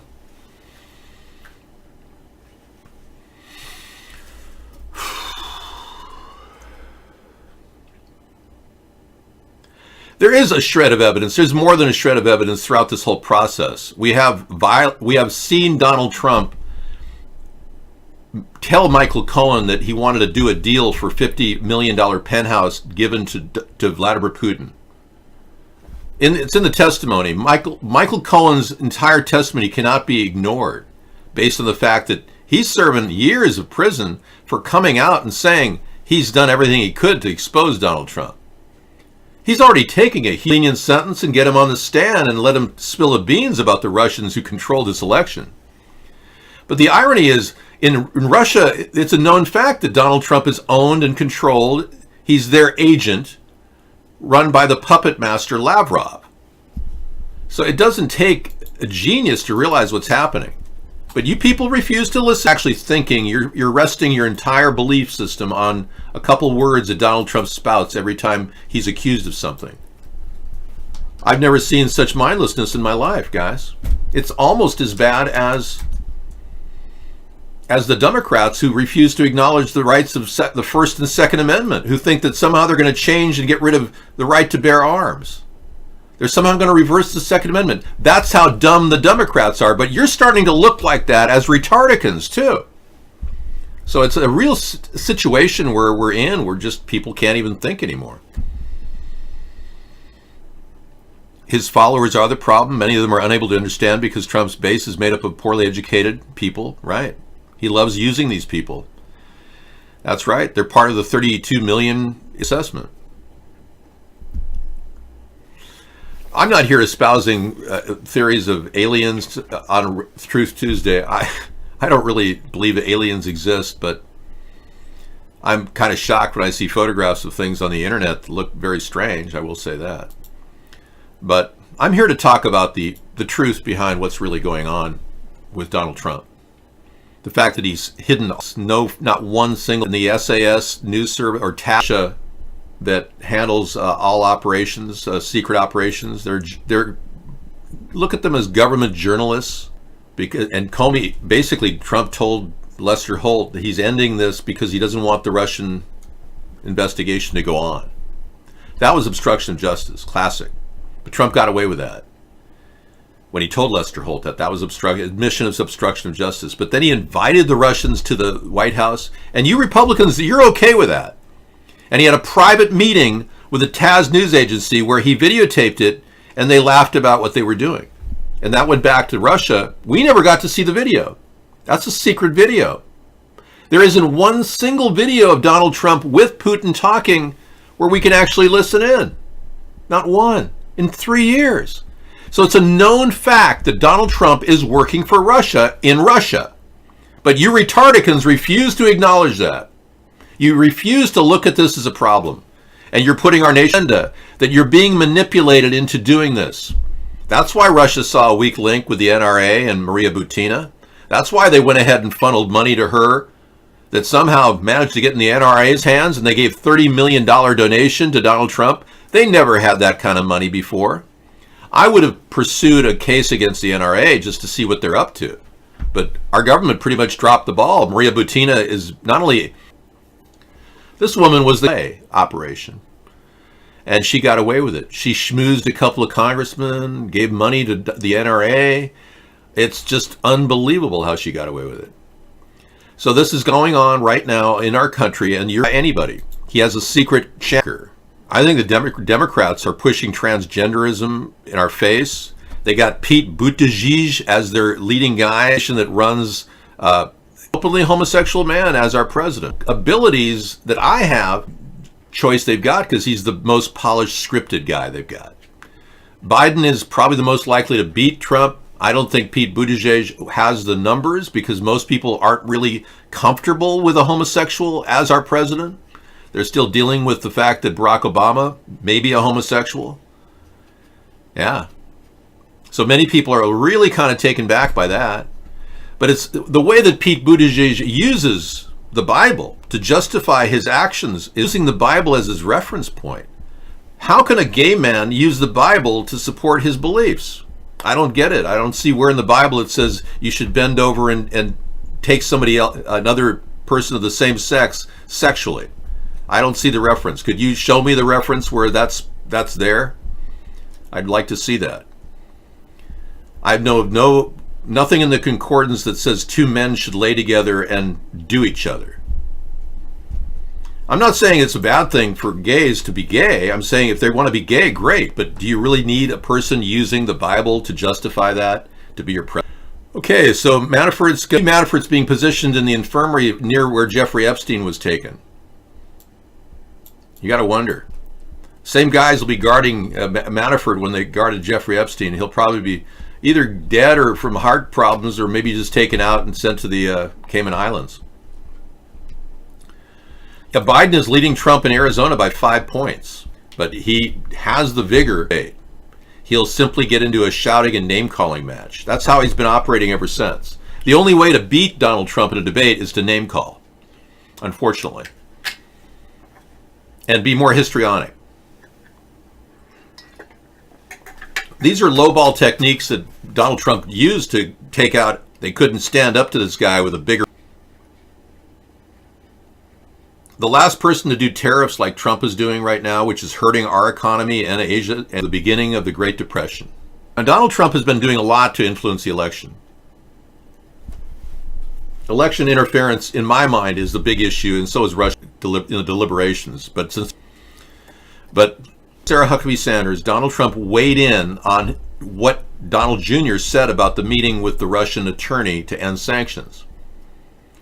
The Russian attorney's purpose, she said, was to end sanctions. Initially, when asked, why were you there to end sanctions? That's a quid pro quo thing that happened before the election with the Trump family. That's totally illegal. Totally illegal. Anyway, Trump Jr. knew that, so he said that instead he was meeting her to talk about Russian adoptions. Well, after Donald Trump weighed in on it, Trump Jr. changed his testimony to they were going to find out dirt on Hillary and emails. That's a reversal of testimony. That's a gross case of perjury against Donald Trump Jr. and witness tampering against Donald Trump. That's just one way he interfered. But all of his tweeting during the House inquiry and the investigation, all of his tweeting about all the people in the stand and everyone was a bad person, they're all bad, everyone's bad, they're all bad, all the witnesses are bad. All of that behavior was a violation of the law of witness intimidation. Knowingly using intimidation or threats to influence testimony in an official proceeding, such as a proceeding before Congress. It's a crime under Section 1512 of the United States Code. And whether a presidential tweet storm might be considered a violation of the statute centers on a few questions. When can a tweet or public statement implicate? And when are tweets or statements considered a threat under federal law? And what is the requisite criminal intent? Well, obviously to change their testimony. But this Section 1512 has been applied to social media posts, and the 11th Circuit affirmed the conviction under Section 1512 in depictions of guns and bombs pointing at police cars alongside broad references to individuals identified as potential witnesses to the case. Harris also named one witness directly, stating that the question of whether communication is a threat is a factual question to be resolved by a jury. But the court upheld the jury's determination that a reasonable recipient familiar character is being something like, "Ew, bad things are going to happen to these people if they do this," then it would be a threat. So we have to actually look at that. Michael, now in the case of any relationship with this guy, he had trusted for 2 years to handle the Russian collusion issue. If he had indeed threatened to kill Michael Cohen, and there's proof of that, then there's a real case of witness tampering. Okay, placenta time it is.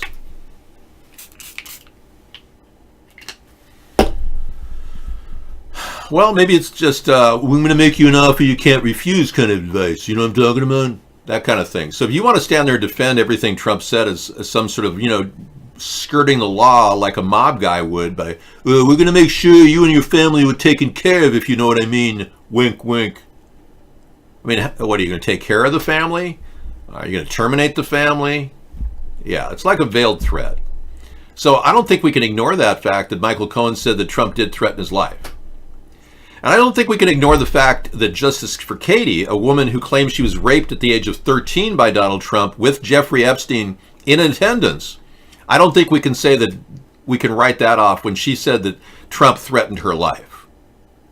And I don't think we can take Stormy Daniels' testimony lightly when she said that she was approached by a thug who said, "You better drop this Trump thing." Oh, and looked at her daughter sitting in the jump seat of her SUV and said, "Oh, what a pretty little daughter. You wouldn't want to lose your mother, would you?" That's a threat, a death threat. So we got 3 death threats circulating out there of people that have been involved in this investigation directly. If that isn't witness tampering, I don't know what is. So if you people want to stand around and defend a guy who threatens people with death and claims that they have nothing to do with Russia, when all the evidence points to Donald Trump working directly for Russia, then you've got a real problem with your brain. And you are the cause of our country being in a very bad place now. The fact that a third party can't even get a second of media time in the mainstream media is another problem facing our country. Because the only way we could possibly find a way out of this hellhole is a pathway. And the only pathway I can find is through the center of the political spectrum. I can't find one through any other venue. I can't come from left field and push transgenderism and gun control on you Republicans. And I wouldn't, because I don't believe in that crap. And I can't, weather modification is going on. That they are literally changing the weather using chemicals in the sky. Neither party wants to recognize that. Neither party wants to take on the big issues of the dangerous genetically modified food that we're forced to eat that's proven to be carcinogenic. So the general election, you guys aren't doing a damn thing to stop it either. You're contributing to it by giving Donald Trump a pass. How dare you?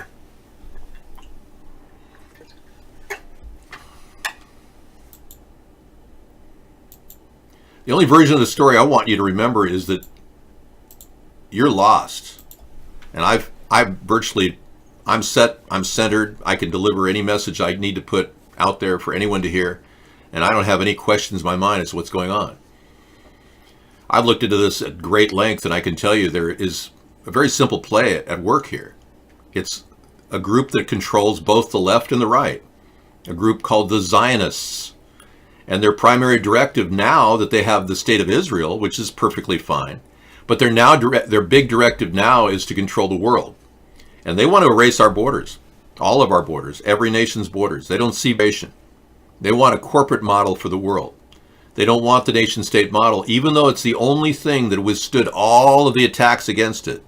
It's the one surviving thing, because the nation-state model protects each region more effectively than a global world governance would. The nation-state model helps with regional productions of food and important items, whereas the global economy relies on cheapening the items and shipping it across the ocean and putting Certifresh in the vegetables so that by the time they arrive at your shore, they won't deteriorate, but you're eating toxins.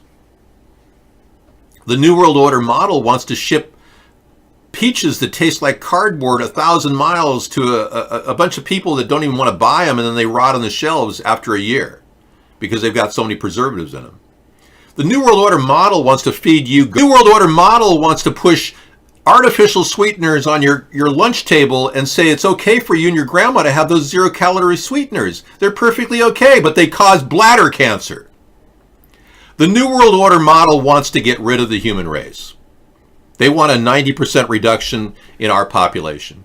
So if you people really care about your life, if you really care about what matters to you and your family, like clean air and clean water, you better disengage from your belief that the two-party system is going to solve those problems, because they've proven to not solve those problems ever, all the time. They've never solved those problems.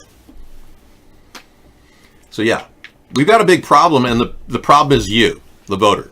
You still want to vote whatever allegiance you want when you could simply unite in the center of the political spectrum and back ideas that we can fix, as opposed to ideas that we cannot fix, like gun control or forced transgenderism in our schools. Those are really, really liberal ideas which I can't possibly wrap my head around. Now, if you want to go vote for Joe Biden or Pete Buttigieg or whatever you want and expect the world to be a better place, go for it. But I assure you, neither one of them has you in mind. They are corporatists, both Biden and Buttigieg. They are Zionists, just like Donald Trump is a Zionist as well. So these people who've been controlling our government have been using AIPAC to do it, the American Israeli Political Affairs Committee. They're not even a political action committee. They're a political affairs committee. I don't even know where they send their money, but they give it to these people like Pelosi and Buttigieg and Biden to get reelected. They fund these people through very powerful groups of Zionist Ashkenazis. You, the Goyim, you have no representative. There's nobody in American politics that represents you. You Goyim actually believe that you got some sort of a right to vote, and it's somehow going to manifest change in the long run. I'm sorry to say, but you are seen as the useless eaters, below the standard by which these Ashkenazis are so proud to have lived. You're the bottom dwellers. You shop at Walmart. But you're the people that make up this nation, and you don't even realize you have no support or power. It's a hard road to hoe when you have nobody actually paying for this middle to grow. No one's actually funding it. We get very few donations because most people are broke. Who have any? The people that have the money are more likely going to fund the Republican or the Democratic Party. They're not going to put their efforts into something like a populist movement.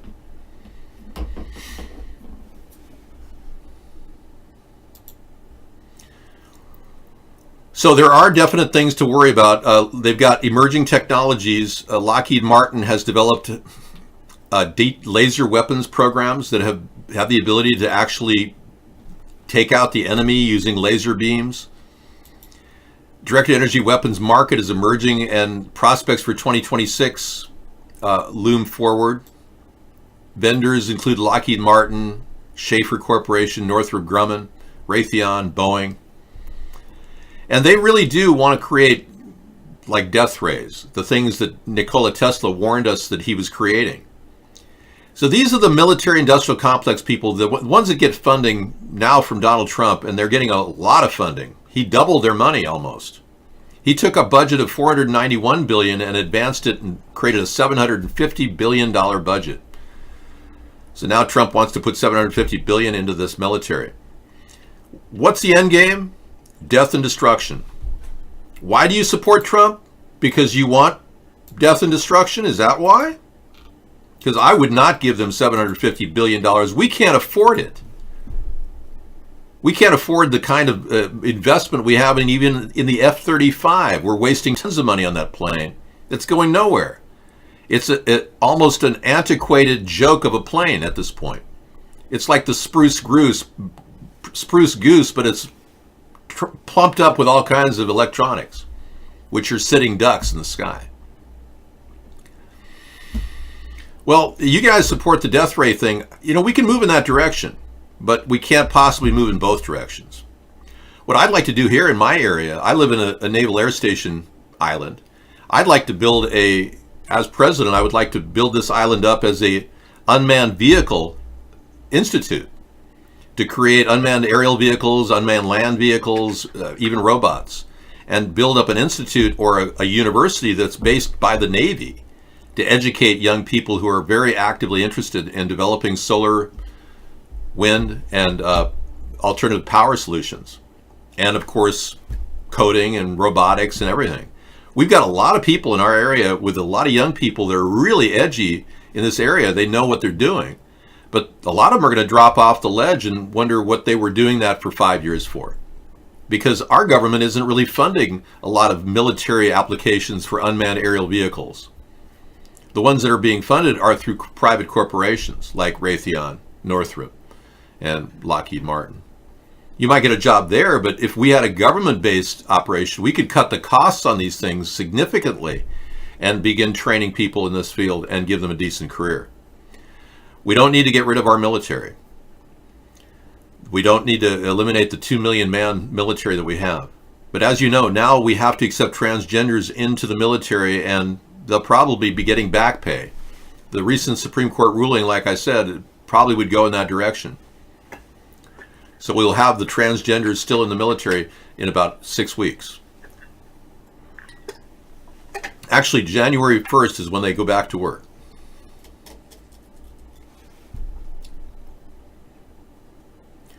Well, a lot of people are excited about the field of IT. I know that you're very good at coding. I know that you could have a fantastic career in coding.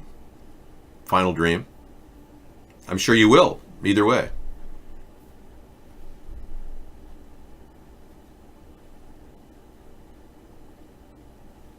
Who looks like Schiff? Uncaged Bioshock. Oh, we're talking about Andy Kaufman. Yeah, he does. Andy Kaufman does look like Schiff. Some people believe that Schiff may very well be Andy Kaufman.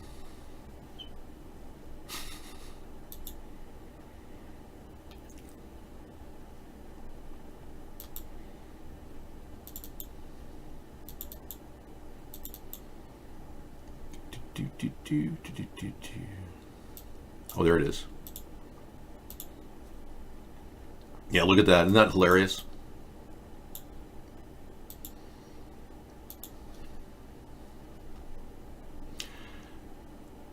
No, Russia has Zionist oligarchs. Russian Zionist oligarchs funded Donald Trump. Boy, you people are really, you never even asked these questions. Russian Zionist oligarchs funded Donald Trump. They work for Israel. They work for a Zionist imperative. That's their primary goal. I'm surprised you people don't know this. I mean, I think we've talked about it in our show. Greta works more for the Soros agency, who worked for Hitler. Soros's uncle worked for Hitler. He pulled the gold teeth out of the dead Jewish mouths. So a lot of people aren't what they say they are. I don't think Schiff is in any way Andy Kaufman. But he does look a little like him, I will admit that. Different nose, though. Yeah. Now, because a lot of you have no clue as to what's happening, you come in and attack our show knowing full well that Donald Trump will probably give you absolutely nothing personally. But you still believe in him because somehow he's fighting the deep state. I'm trying to figure that out. Believe me, if Donald Trump was fighting the deep state, the Dow Jones would have collapsed under the past 3 years. Instead, we see a pretty buoyant economy. The deep state controls what goes on in the markets, and the deep state controls Donald Trump. If Donald Trump was really fighting the deep state, our stock market would probably be around 15,000, not 28. So in that essence, by Donald Trump sucking up to the deep state, we are keeping this barometer going, the Dow Jones. But have we fixed our economic problems, the core systemic flaws in our economy? No. No, we still see a lot of outsourcing by corporations, and under Trump's tenure, now 2 car companies are closing all lines of vehicles. Practically no vehicles, sedans will be sold. Ford is just going to sell the pickup truck, the Ford F-150. Our country is losing its core industries under Trump and under Obama, and you guys are still voting for these 2 parties. That's what blows me away. You're not even thinking about how we're going to tool up and gear up for a future. You have no idea. You just want to continue to support a guy who's failing to spark our economy. He is helping the Dow Jones remain positive in positive growth area, I will say that. But it's irrelevant. Most of us aren't investors. And none of us really have anything to worry about with the stock market. Some of you have 401ks which are vulnerable. They're the only big, huge ledge that will be attacked if the stock market drops significantly. But remember, all of the same things were going on right before the big stock market crash of 1929. I never told you to only vote Democrat. Now, I believe that at this point we have to stop the Trump-Russian connection, but I'm not sure if Biden isn't working for Ukraine. I told you to vote Democrat in certain elections, but I'm glad you voted for this to get us to this point. And I want to congratulate all the Democrats who did vote to get us to the point where the Democrats finally said they needed to impeach. The problem with the Democrats, though, I will admit that, the problem with the Democrats, that's right, hashtag impeachment Eve. The Democrats simply put together too few articles of impeachment. They need 4 more, at least. They need to include Russian hacking and election interference. I can't see how they could avoid that. And the Democrats have to expose the fact that Mitch McConnell and Lindsey Graham are working for Russia. And nobody in the Democrats have done that. Nobody in the media has ever said a thing about that. I'm the only one who's talking about it. I'm the only one who's talked about how we've been supporting Afghanistan heroin growth, the opium crops. I'm the only one in the media who's talking about how our country's been supporting opium production, which the CIA siphons $50 billion off every year. Your family is now overdosing on heroin courtesy of the government. Congratulations.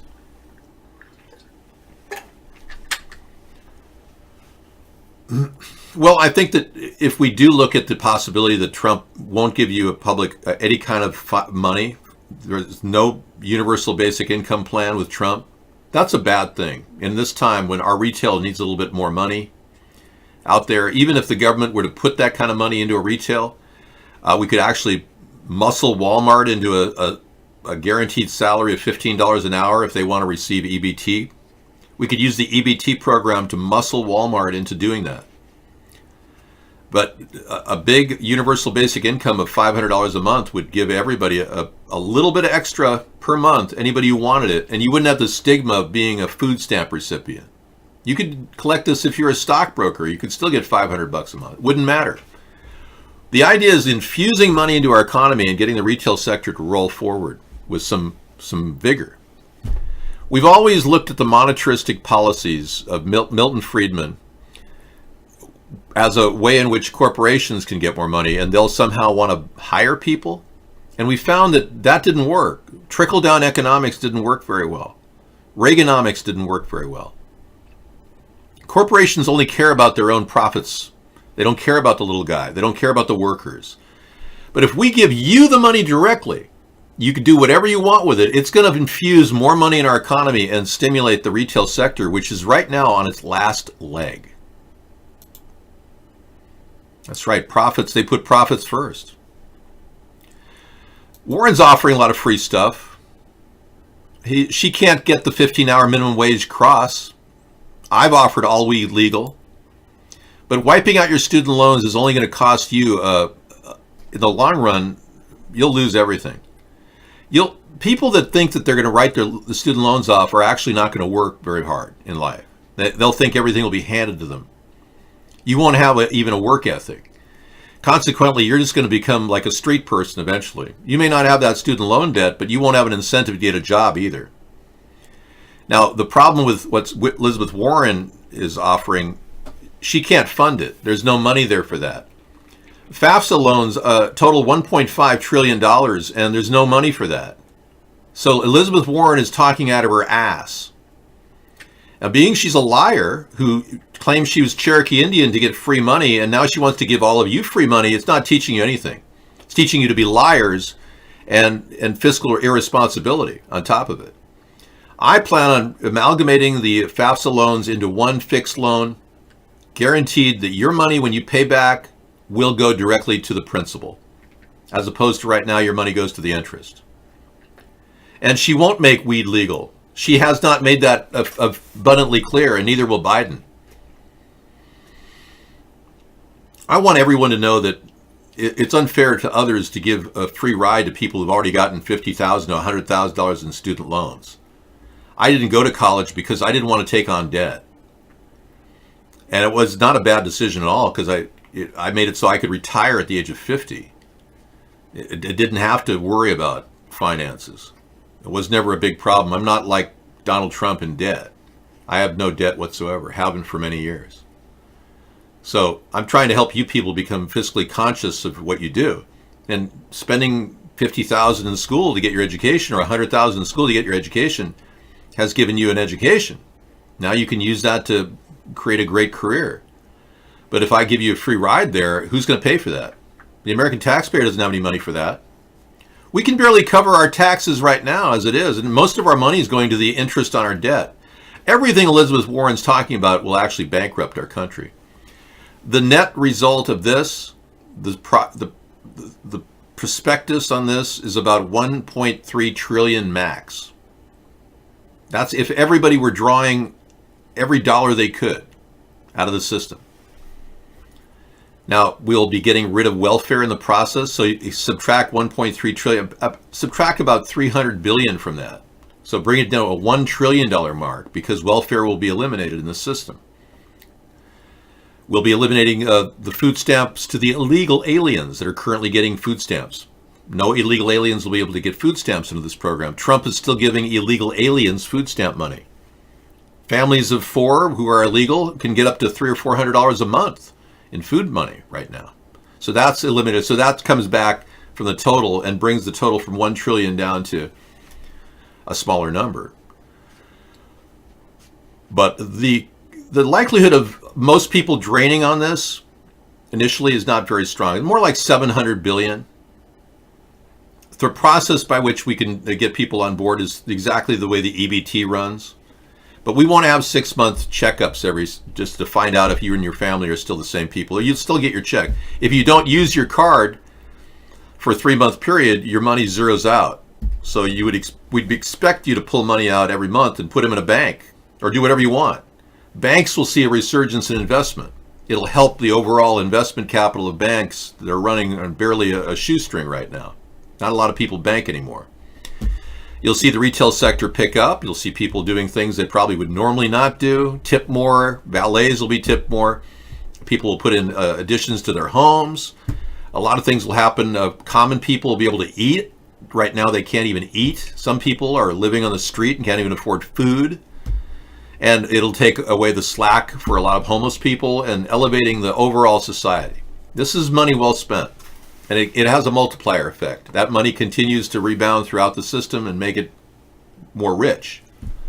But without putting any faith in our people and giving the money instead to big corporations like Lockheed Martin and Boeing, like Trump is doing, it's hurting our economy.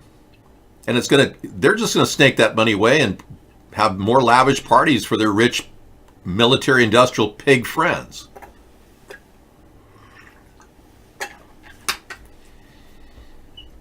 You're eating M&Ms. Well, they have dye in them. Yeah, they have dye in them. And they have been known to have, dye has been linked to various illnesses. But let me tell you the best part of this whole thing. And this is the very best, is most of us are getting older. Now this asterisk applies to people who are currently not getting Social Security. Most of you, when you turn 65 or 62 even, will start collecting Social Security, and this no longer applies. So by 2030, 65% of our population will be 65 or over. That means 65% of this money will then revert to Social Security, and it won't even be a burden on the country. We've only got a couple of years of this, really. The universal basic income will segue to Social Security for most people. Young people who are 18 will still want to get this, and it'll still be available. But people who are 65 and older will want a little bit more. I mean, Social Security pays a minimum of $790 a month, which is a little bit better than this. And some people get as high as $1,200, $1,500 if they've been working in the system with Social Security. So a lot of you will just segue to Social Security. So it's going to become a non-issue. But if we went with Andrew Yang's plan of giving everybody $1,000 a month, including illegal aliens, this country would have a $5 trillion draw on its asset. We can't even meet a $2 trillion interest debt every year. We're barely covering that. So whatever Elizabeth Warren is saying, whatever Andrew Yang is saying, it's all BS. Well, then that's a good reason for you not to be in here. But Andrew Yang won't be winning the nomination, I assure you. Andrew Yang is a frightened little creature who gets all nervous in front of cameras. Yeah, Andrew Yang won't win the nomination. He's doubling the amount because he's talking through his ass, like Elizabeth Warren is. So essentially, you're listening to people fart into the wind. They're offering you pie in the sky things. I'm giving you a credible solution to the future, and that can be managed by our government properly. A lot of people like Warren, BS people, like she said she was Cherokee Indian, to lie to get all that money to go to college, and then a minority professor status at Harvard where she made hundreds of thousands of dollars on the backs of the American taxpayer. She's a known liar. So if you really listen to the highest bidder, you're probably listening to the liars. They're the ones that are lying to you. They're con artists. Inevitably, she won't have that money, and they won't be able to come up with that money, and they'll say, well, there's a new thing that we have to deal with. Unfortunately, we're sorry, but we can't give you the money we promised you. Happens all the time, especially among the Democrats. Democrats don't know how to cut spending. They've proven in every state government to not be able to get a zero deficit. Every single democratically led state has been way deep in the red. You're not going to get paid anything. You're not going to have a universal basic income. I'm just telling you. Unless I'm elected, this is never going to happen. I doubt Elizabeth Warren's going to ever give you anything. Well, they don't care if you vote again. They just want your vote in this election. They'll lie to you to get a vote. Look at Obama. Well, let's be clear. We're going to make sure that everyone with pre-existing medical conditions will be taken care of. If you have a pre-existing medical condition under Obamacare, you get dropped instantly by your healthcare institute, and they come back with a new proposal at 3 times as much. Your premiums are 3 times as much. Your deductibles are 10 times more. But people with pre-existing conditions are vulnerable to having huge price gouges even though Obamacare was designed to not do that.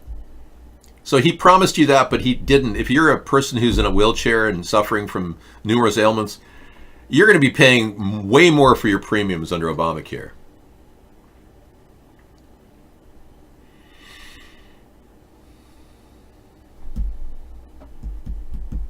Well, the M&Ms, the fact is, Patoro, they have colored dyes in them. Yeah. So, I don't know if that's good for you. I mean, it may be tasty. You can eat the ones with the nuts and pop the nuts out, but I don't know if it's really that good for you to eat the dyes. Well, your premiums are higher if you went with Obamacare. The fact is, everybody's premiums are higher with Obamacare. Obamacare didn't lower premiums, they raised them. Well, then you must have a bulk provider that has a large group plan. Well, then you must have a larger group plan. One of the big bulk providers. There are not that many that do that. If you're on Medicaid or Medicare, your probably premiums are going to be lower. Okay, well, I'm glad it's working out for you, but I haven't heard the same thing from a lot of other people. I've heard people with now $10,000 deductibles, not $1,000. Your deductible went from $1,000 to $10,000. I guarantee that. There's no way you have less than a $10,000 deductible. Your premium is only $675. Well, I'm offering only $60. Your premium with my public option will only be $60 per month, not $675 per month. Well, you've got a very unusual plan. You know, what can I say? But I bet your premiums are pretty high. You're on Medicaid. What the hell? You don't even come here with this crap. You're on Medicaid. Just admit it.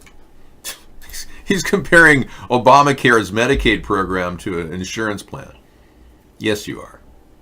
There's no way you're paying $24 a month for your insurance. I don't believe it.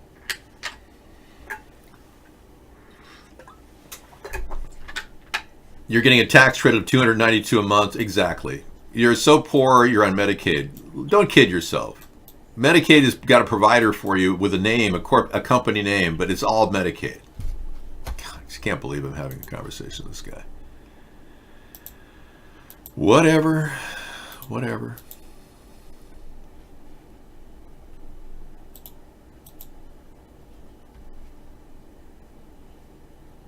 You know, Trump is getting a free ride everywhere.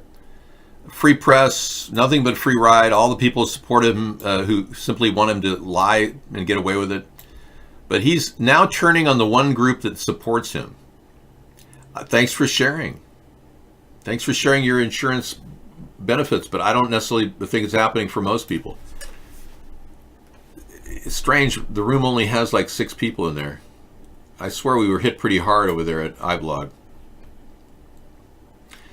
Trump slams Fox News for interviewing Comey and Schiff, stating only pro-Trump Fox shows do well on the channel. So when Fox News interviewed Comey and Schiff, Trump got upset because he only wants his show on the air. Can you believe this? This is beyond belief. This is like a child wanting only to be talked about, and he wants it his way. I've never seen anything like this. This guy is actually like a child's mentality. He ripped into Fox News, the people that have been supporting him all the time, over planned interviews with Comey and Adam Schiff. Chris Wallace is going to do the interviewing. Trump went after Fox News on Twitter, accusing the network of trying to be politically correct with the interviews. He wants them to be politically biased toward him. Only pro-Trump shows on Fox News do well. I've never seen anything like this. Oh, yeah. Rudy Giuliani has new evidence about Biden's crimes. Yeah. Well, apparently the prosecutor was poisoned. Well, let's see the charges, Giuliani. I mean, get that William Barr to charge Biden with something. I still don't see any charges applied to Joe Biden. You are lucky. Yeah. You're in a good place. You're in a sweet spot. So stick with that program. I'm glad you're getting a good deal on your health care.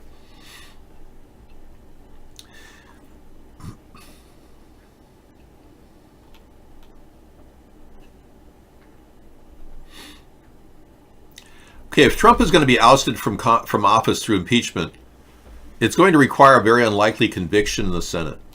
Yeah, exactly. A tall order, given it's currently in Republican hands.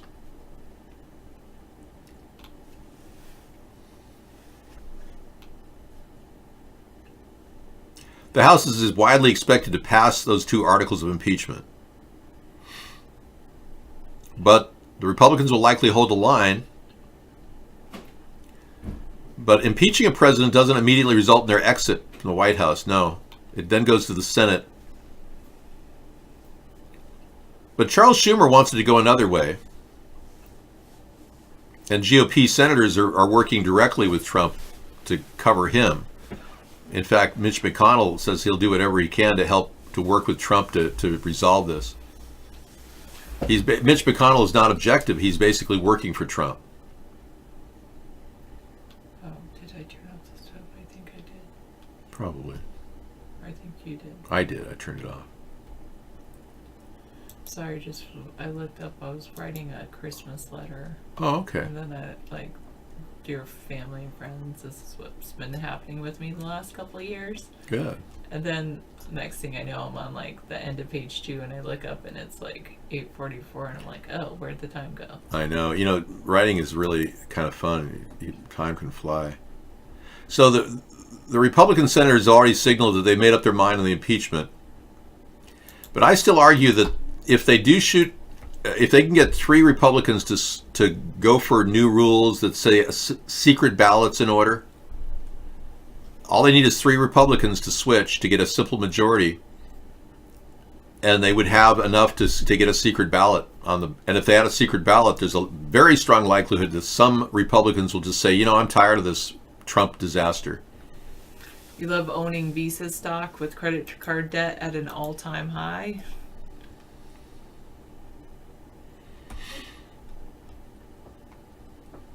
I don't have any Visa stock, but I believe that he could be impeached in the Senate if there was a secret ballot vote. I do. I believe there are enough people angry at him for his actions in Syria, undermining our foreign policy in that region and giving over authority to Putin. I think that alone would really be a significant fact that would push the vote against Trump. And I think that if there was some reveal at some point of the tax returns between now and the vote, if Ruth Bader Ginsburg can't stop it from being revealed, because for some reason Ruth Bader Ginsburg is holding up the IRS forms. All of them should have been made available to the House Ways and Means Committee by law. There's no legal precedent for her to stop this. Constitutionally, the House Ways and Means Committee can look at any single tax record of anybody in America anytime they want. But for some reason, Ruth Bader is stopping it. So if we could look at those tax records, we could probably see enough dirt that would reveal what Trump is trying to hide from us, which would force the Senate to say, hey, we can't be a part of this. It really is Russian collusion. And I really believe this is still in play and that it's not being addressed by our government. Russian hacking and election interference. The impeachment articles don't include these ideas, which is unfortunate.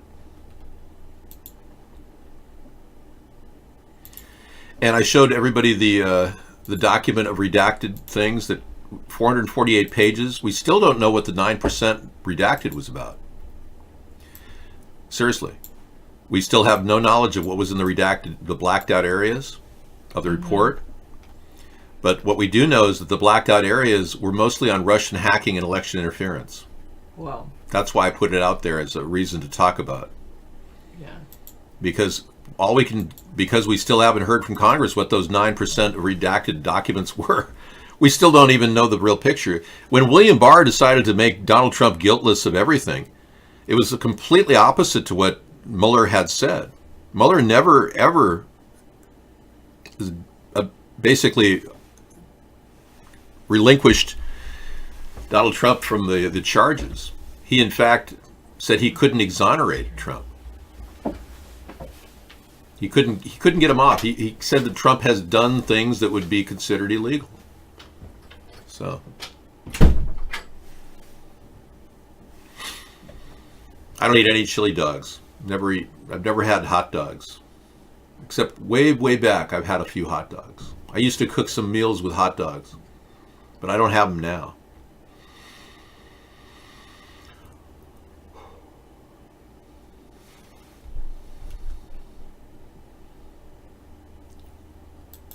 No, Russia's doing far worse to meddle in elections, not only in the U.S., but in the U.K. There's evidence that the Brexit vote, the original Brexit vote, was influenced by Russia. They're still grappling with that in the UK too. Russia's involved in many elections because Russia doesn't have a very strong economy. No, we don't mess in the US, in the Russian elections. I don't know of any instance where the US has messed with Russian elections. I can cite various times when we've messed with elections in other countries that were former satellite nations of the Soviet Union. I would agree with you there. But we've never messed with the Russian elections that I know of.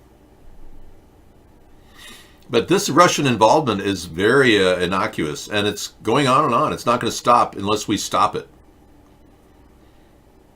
I don't think you did. I don't think you messed with the Russian elections. Putin messed with the Russian elections when he rigged them against any of his opponents and arrested all his opponents. You know, we did do something that would be considered probably a dirty, underhanded tactic when we funded the economic hit on the Soviet Union under George H.W. Bush. And I would argue that's a New World Order play.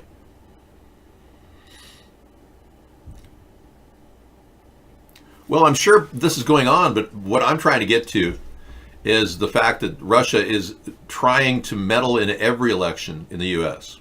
And this has been an ongoing process. Remember, Khrushchev met with John F. Kennedy in 1962 and said that we will destroy you from within. And we will win a war against you without even fighting. Those were the threats that Khrushchev made, and they're living up to those threats. How old is Amber? 13 years? 17 years. 17 years? Yeah. Are you sure? Yeah. 2003. 2003. Going on 17 years, yeah. So 16 years for sure. Yeah. She's going on 17 this year. All right. Okay, I'll be back. Yeah. Thank you. Yeah, I was going to write about how this summer we decided to load up, take a cross-country trip. Drove for miles and miles every day. Crazy. What was I thinking? Working on my holiday letter. I always send a holiday letter.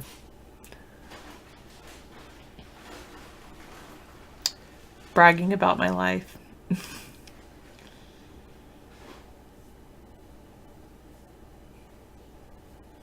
Russia doesn't let you come to Russia and decide what Russian culture is. You either assimilate or GTFO. You like that about Russia? Are you thinking of going there and assimilating? Or you just admire that? Steak for 714 tonight. But anyway. Do I really want to talk about the impeachment? This is a political show, Sarah. You should be talking about the impeachment. But anyway.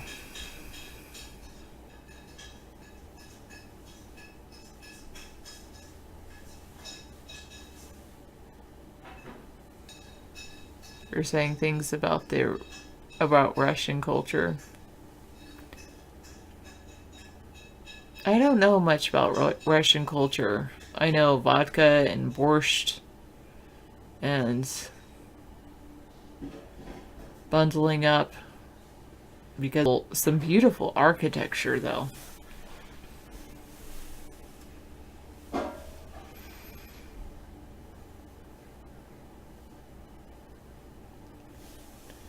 Peach pie is good. You like Georgia peaches? The report from FBI Special Counsel Robert Mueller was released to the public Thursday, and as expected, large chunks of his findings are redacted. When was this? This is an April 19th.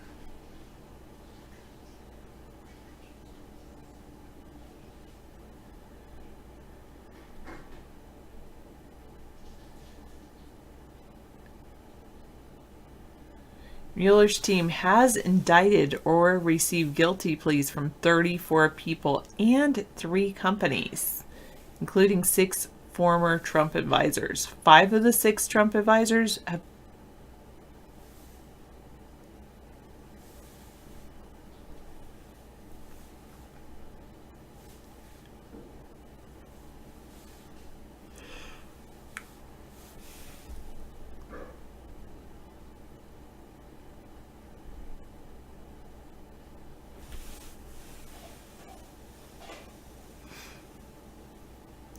Riksky says when Trump loses the election, he can be indicted and he won't have any protection from Barr. True. Do you think that impeachment will have people wanting to re-elect him? I mean, it happened to Clinton, I guess, where he was impeached. Technically, he wasn't removed from office, but they didn't re-elect him. If he loses the impeachment or if he's removed from office.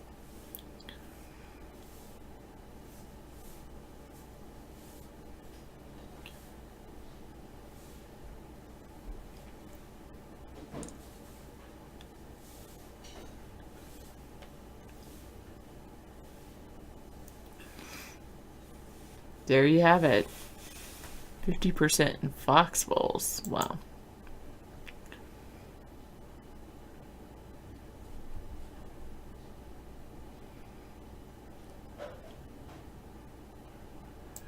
Oh, I was going to read this article. Coders being the new coders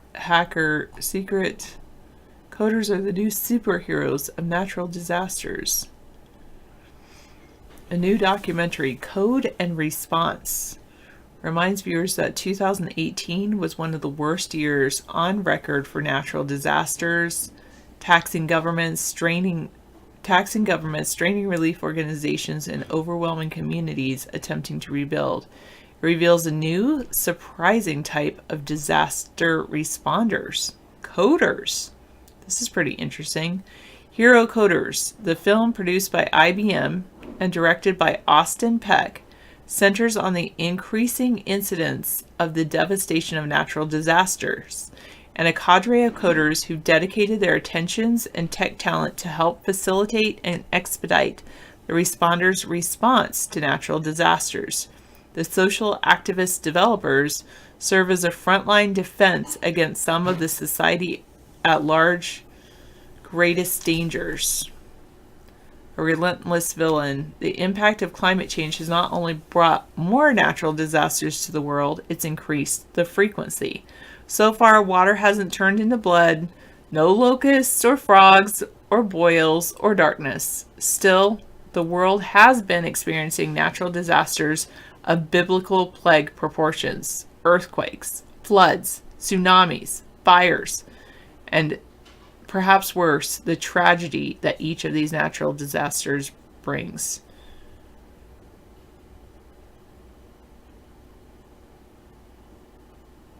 You're right, he didn't get 50% of the vote. Anyway. Trevor Regan of the Red Cross said he's been doing this about 13 years, disaster response. We've always based our responses on the season. You had fire season, you had hurricane season, tornado season, blizzard season. You'd be able to pace yourself. They do their work after each season and pace themselves how we do our work after each season. The seasons have gone. It's just constant.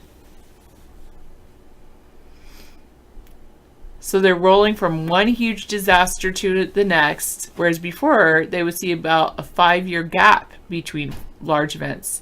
Now they're seeing it on an annual basis.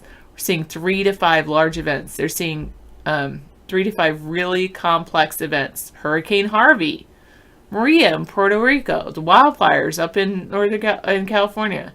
They're resilient, but we have got to have some better tools to get there. Personal experience plus mad code skills.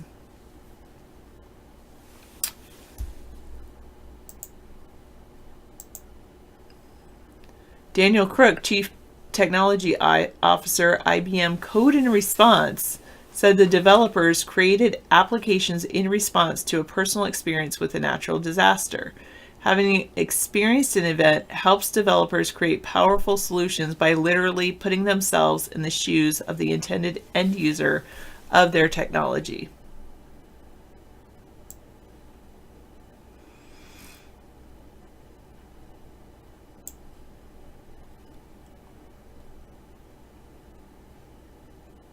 The developer activists who experienced the incidents that provided an impetus for their code development.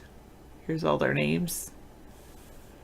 Each bring both a uniquely creative and innovative tech to mitigate different types of disasters which span the globe, but all affect the populace tragically.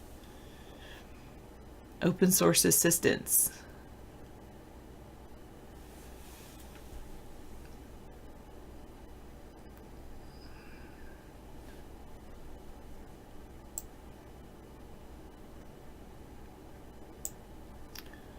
Massively destructive natural disasters are increasing everywhere in the world, and assistance, relief, and recovery efforts need to be expedited.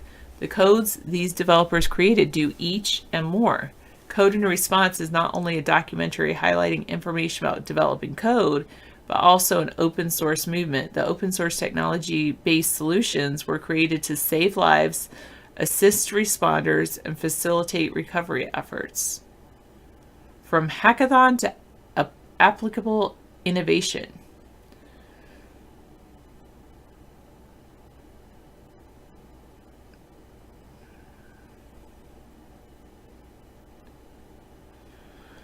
George Hammer, Chief Content Officer, IBM and executive producer of the film, said IBM was a founding partner of the 2018 Call for Code Global Hackathon Challenge and initially wanted to document the story of the contest. As we were doing research, we were compelled by the interesting characters we met and decided to make the coders the centerpiece of the film instead. Kenju Kato, a developer activist profiled in the film, said, "When I was invited to the wildfire-specific Call for Code hackathon in Fremont, California. In 2018, I knew I had to go and participate at the event as it was a perfect place to test out the idea that had been formulating in my head." He said he learned about IBM technologies like IBM Watson APIs, the ability to deliver iOS core ML models from IBM Cloud to iOS apps, and IBM's purchase of the weather company at the event. He took those newly learned facts and technologies and mixed them with the skills he had been building and creating mobile apps and mixed it together with the ideas he'd verified from the wildfire fly-through videos. The result was the first iteration of the Wildfire Report app. That's pretty cool. Kato's app mixes the idea of building an automated video briefing, running that information and video onto a mobile app. This app gives the users ability to access the videos, interactive base maps, fire information, and other data, as well as share that data with others around them, even if they don't have internet connectivity at the time. Wow. Unlikely humanitarians and heroes. Hammer of IBM said, "Our goal was to introduce audiences to the unlikely humanitarians, developers who are bringing new ideas and solutions to disaster response organizations. We want audiences walking away with hope and inspired to do something to help." But he stressed, "We didn't want this to come across as an advertisement. We wanted to be in places where the great content lives, on streaming platforms." At first, they set out to document one hero's journey as he tried, failed, and iterated his solution to help first responders ahead of the next hurricane season. They used the hackathon as a source for casting and found numerous characters who have personal reasons why they are entering this fight against Mother Nature and in support of first responders. He added, so they pivoted to create a feature documentary to give them time to get to know characters from around the world. Alone, they are making an impact. United and collaborating, using open source technology, we were confident they could accelerate innovation even faster. You are welcome, Oval. Yeah, true, Rixky. Welcome, Chris. All right, I'll keep reading to you since you say it's nice. All right, diversity. According to Crook, what stood out for producers was diversity within teams led to the most effective applications. When creating a solution, personal experience with the challenges of a particular disaster is one key asset, but so is a wide range of other skills, such as those who can create great user interfaces, implement complex algorithms, and manage a large amount of data effectively, he said. The film was shot between September and November 2018, and the filmmakers did not expect it to be the worst year on record for natural disasters, which it was. From a list of potential stories to highlight, they narrowed down choices based on assessing the tech potential each developer was creating. They also considered news coverage because as they were in production, disasters were happening everywhere. All right, Hammer said.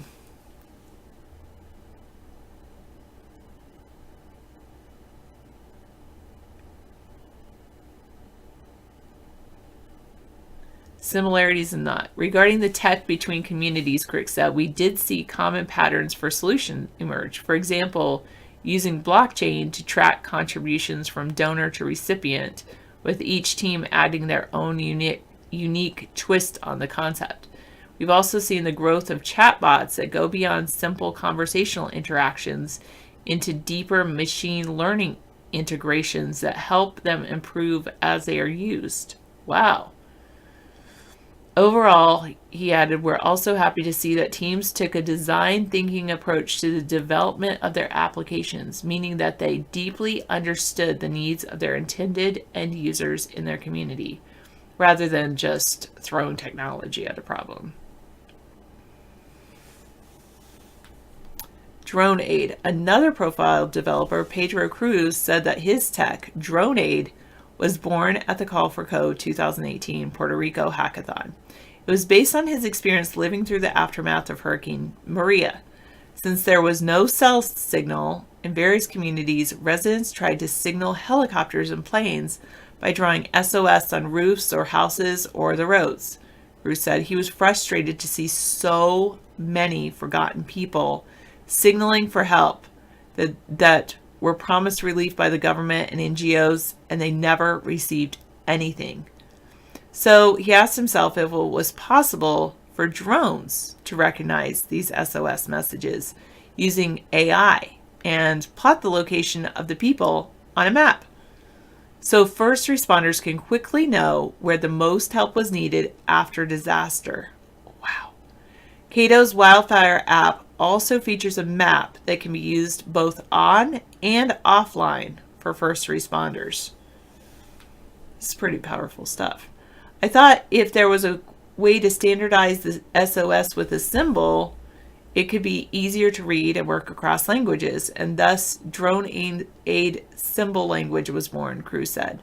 After interviewing community leaders and emergency response professionals, he learned there were citizens in a small town in Humacao, Puerto Rico, who used flags to signal when they needed water. Based on this real-world case, he created a set of 6 symbols that can be placed on mats, flags, or balloons. He was lucky to have access to a print shop at the hackathon venue, so he printed out the first drone mat with the symbols for testing. He flew his drone in the parking lot, and it worked.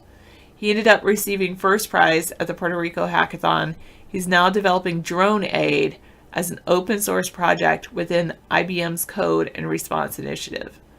That is very cool. Yeah, I like this idea too.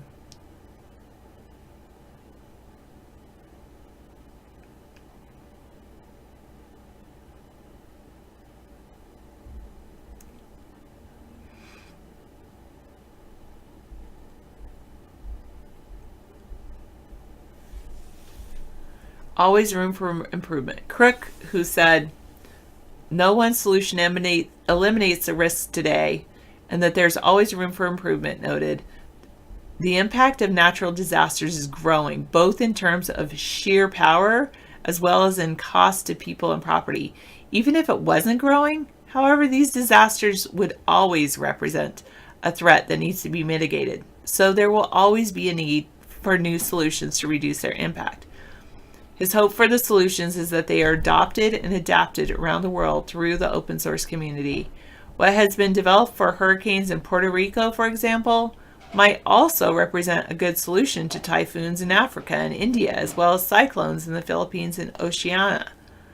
The same applies for wildfire technology, which affects every continent.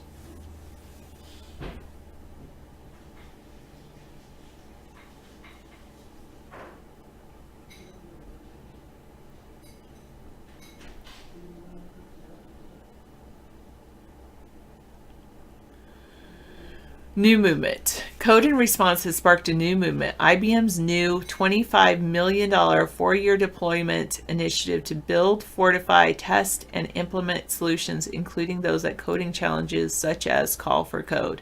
It will be a launching point for open source programs like Call for Code, which unites developers and data scientists around the world to create sustainable, scalable, and life-saving open source technologies via the power of cloud, AI, blockchain, and the Internet of Things tech.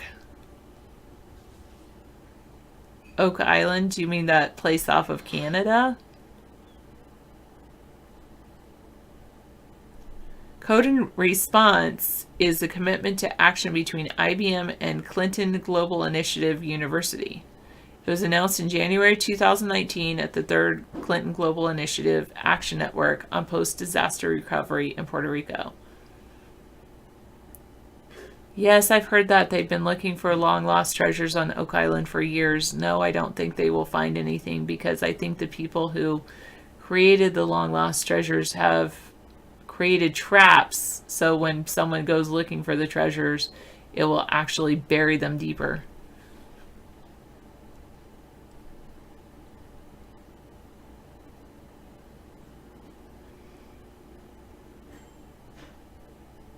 So they want to inspire university students to harness modern, emerging, and open source technologies to develop solutions for disaster response and resilience challenge. They hosted 10 code and response codeathons to activate college students from around the world in creating tech-driven social impact solutions.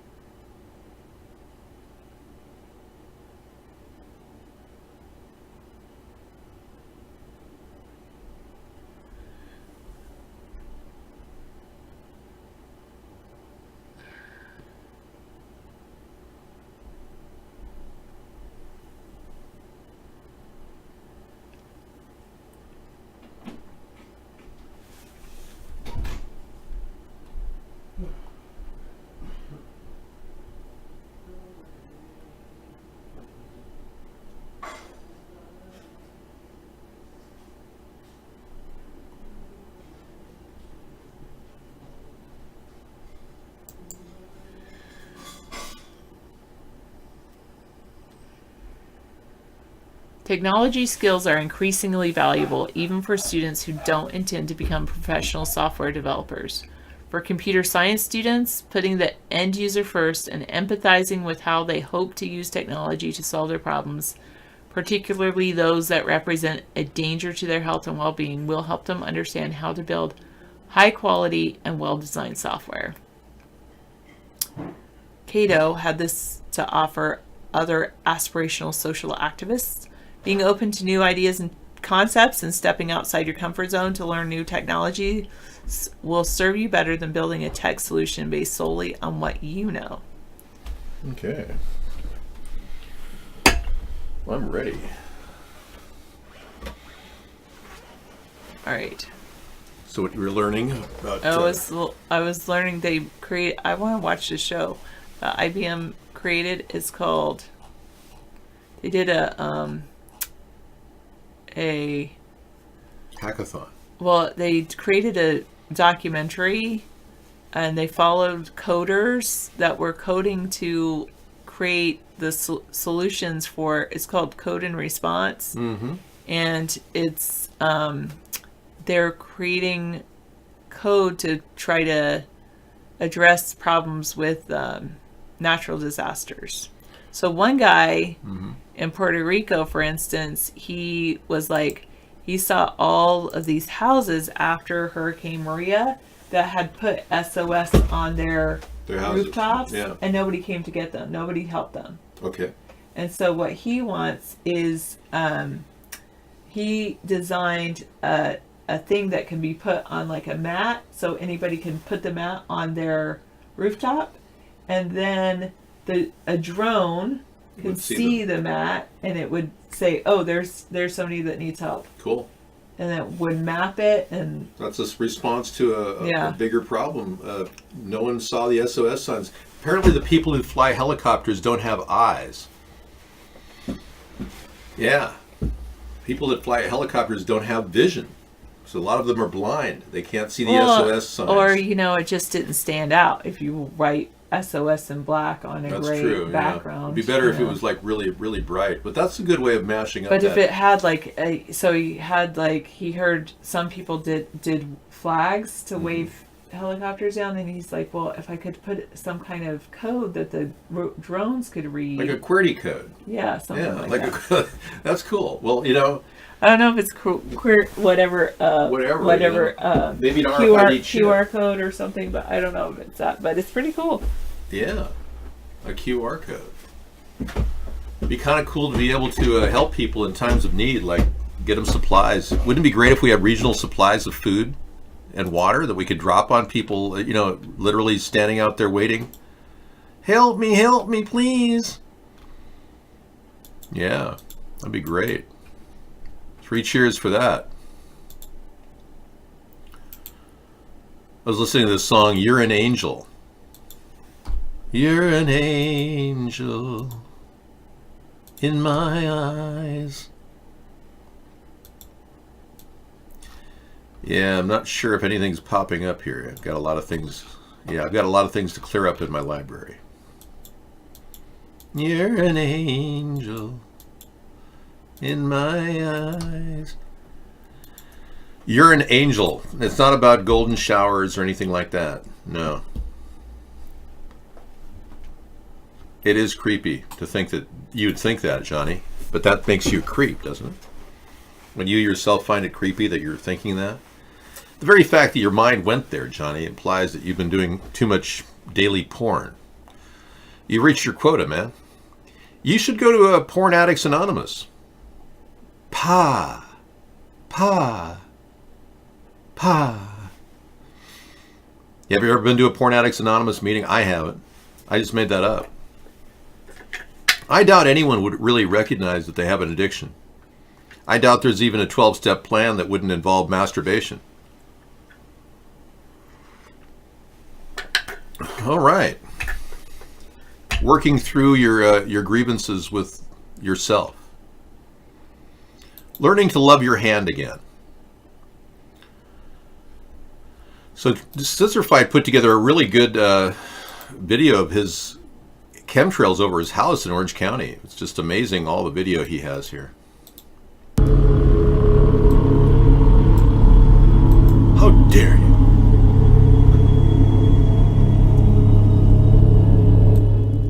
Foreboding music. Very foreboding music. Freeze frame. What is this plane doing and why is it doing it? Well, the fact of the matter is, the plane's doing it because it's on orders from a specific secret organization called beep beep, censor it, beep beep, who fly over your head and dump chemicals on it. Speaking of urine, you're not going to send me one of those fetish tapes, are you? Oh no. No, please, no. I got to take it off the screen. You like chemtrails because they reassure you that you're being brainwashed. That's good. They make me feel safe. Oh, Tori Spelling is such an amazing character. She's raising a bunch of kids, living in Brentwood, I mean, or wherever the heck she lives. I remember her father, Aaron Spelling, was one of the most famous guys in Hollywood for a while. No one ever said anything bad about him, but they didn't get along very well, he and Tori.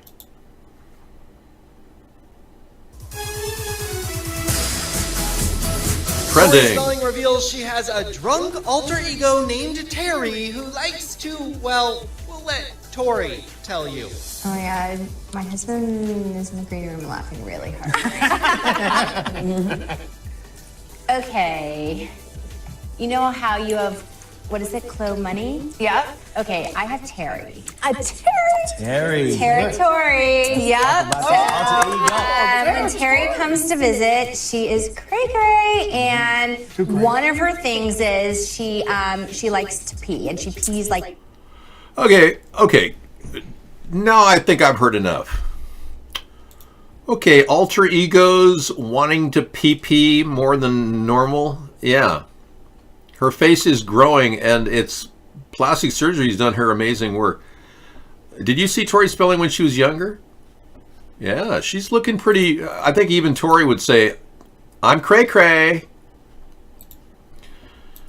Yeah, Tori's made a lot of progress, and she had an ongoing problem with her dad who didn't leave her a damn thing in the will. You know? At least they've been topical during the day, you know. They have things to talk about. Yeah, Dad was a bad man. He made me work. The early days of Tori were, marked by anger toward her dad, I guess. I should look up Tori Spelling 1980. Season 1. 90210, Season 1. Yeah, she looked pretty good there, too. I think she pulled it off. I think as a young blonde, she had that, the look. The look of love is in your eyes tonight. She made a lot of money on 90210. Da-da-da-da-da-da-da. Let's take a look at her net worth. I heard she was struggling with the 5 kids, so I don't know. Her dad did not give her anything. Yeah, which kind of sucks for her. What's her net worth? It's not popping up here. 500 grand maybe. 500 grand, see? Yeah, see? 500 grand. Her dad, Aaron Spelling, was worth a lot more.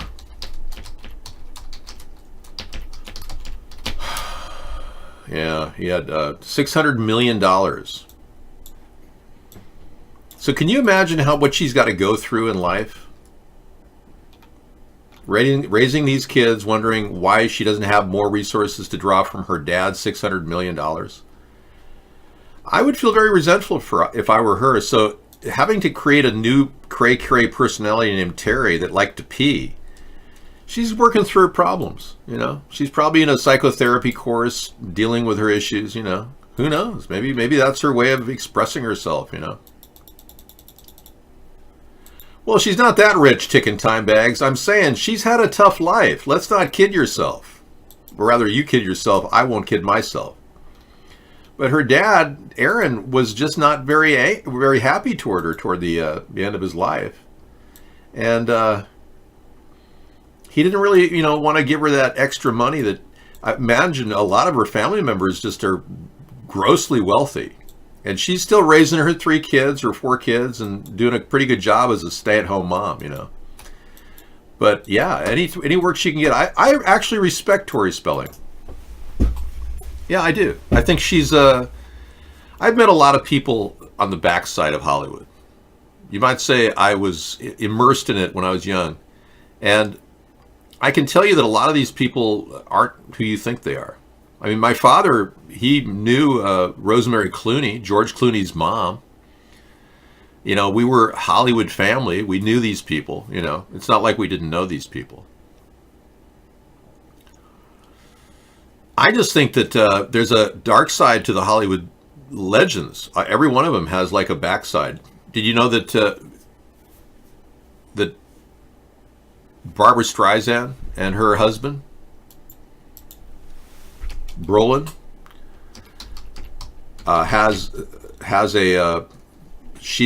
an adopted, well, they have a son that's got autism, and he struggles. He struggles.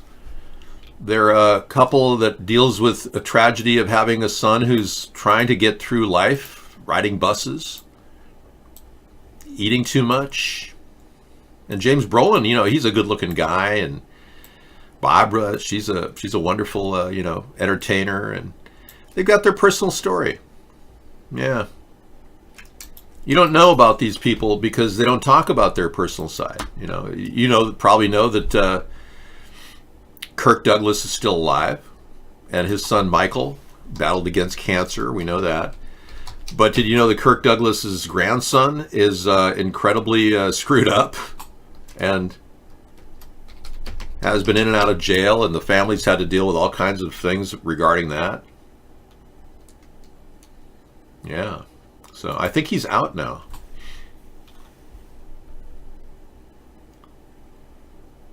His legal problems, Cameron Douglas, he's had some legal problems, but his parents love him, and, you know, he spent some time in jail, I guess.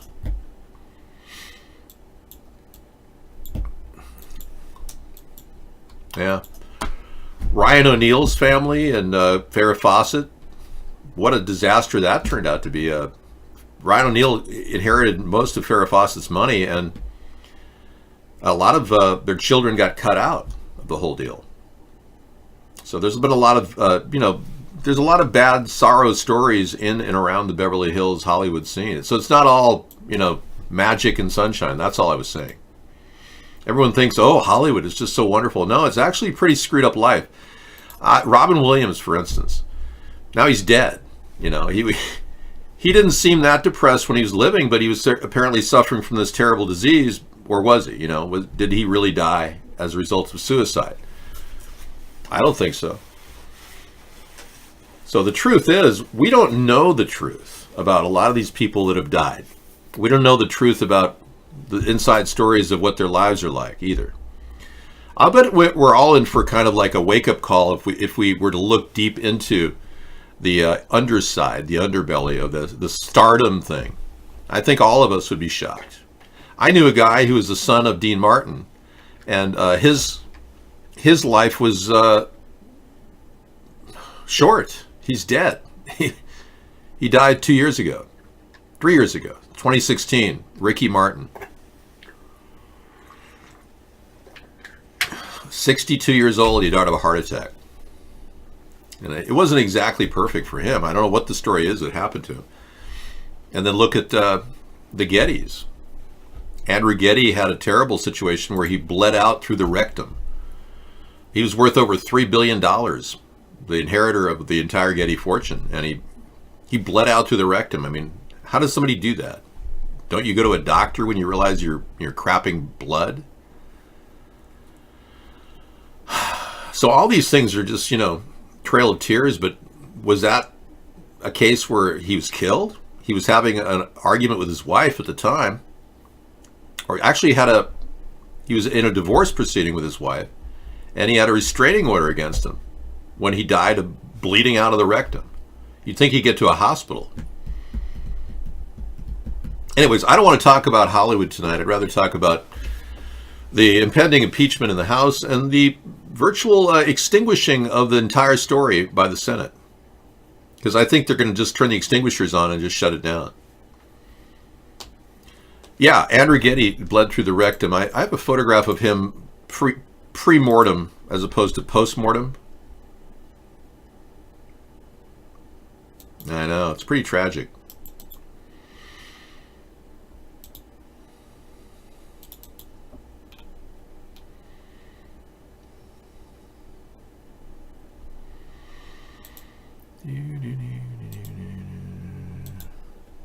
It's Greta time. It's Greta time.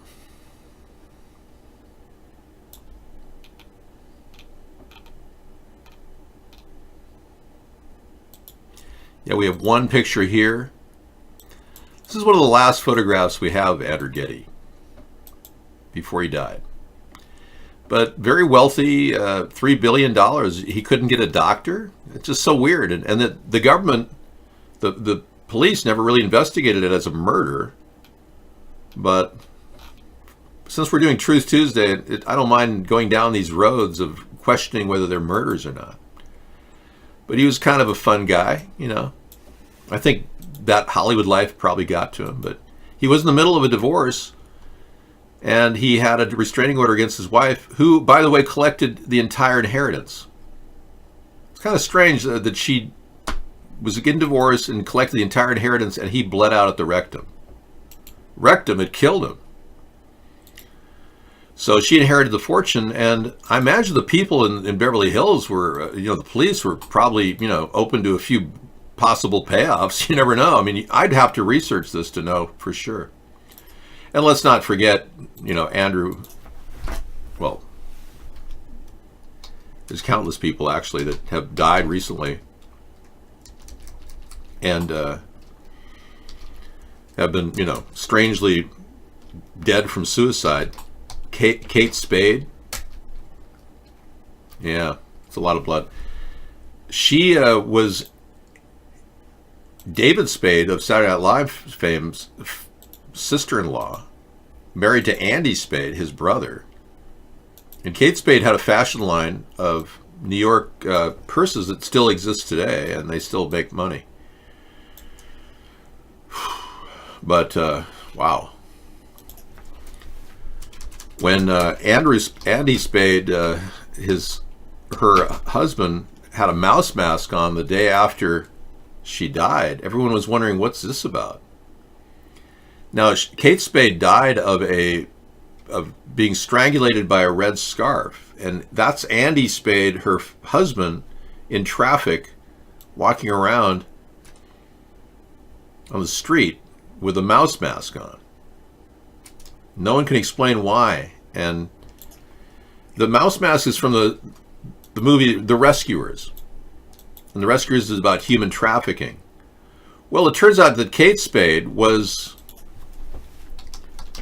a top investor in the Clinton Foundation. Yeah. She was one of the top investors in the Clinton Foundation right around the time that, there were accusations of human trafficking going on in Haiti. Well, it looks to me like a woman with that type of wealth and power might be a little vocal about what she thinks is a bad thing going on under the Clinton administration, under the Clinton Foundation. She might have spoken up. You never know. And then her husband was forced to wear a rat mask.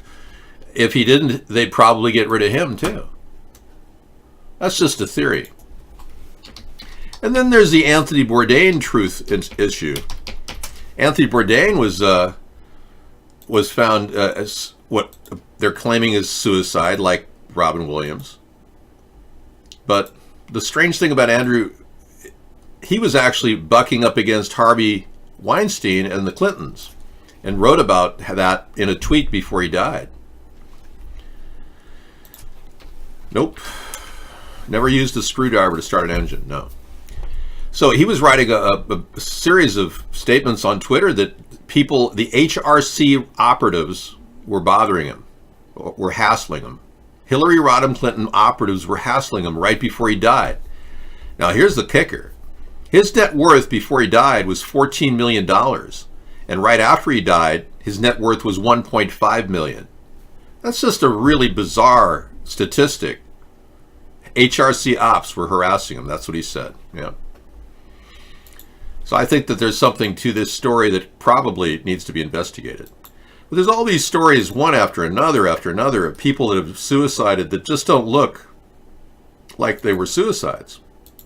Chris Cornell, the famous musician Chris Cornell, was found hanging from a rubber band that had breached his skin, no less. He was bleeding from the neck from being strangulated by a rubber band. He had hematoma in his right eye, which is an indication that he struggled for at least 9 minutes with all of his life's force. 9 minutes he struggled to breathe. It appears that he was overtaken because he was found with 9 broken ribs.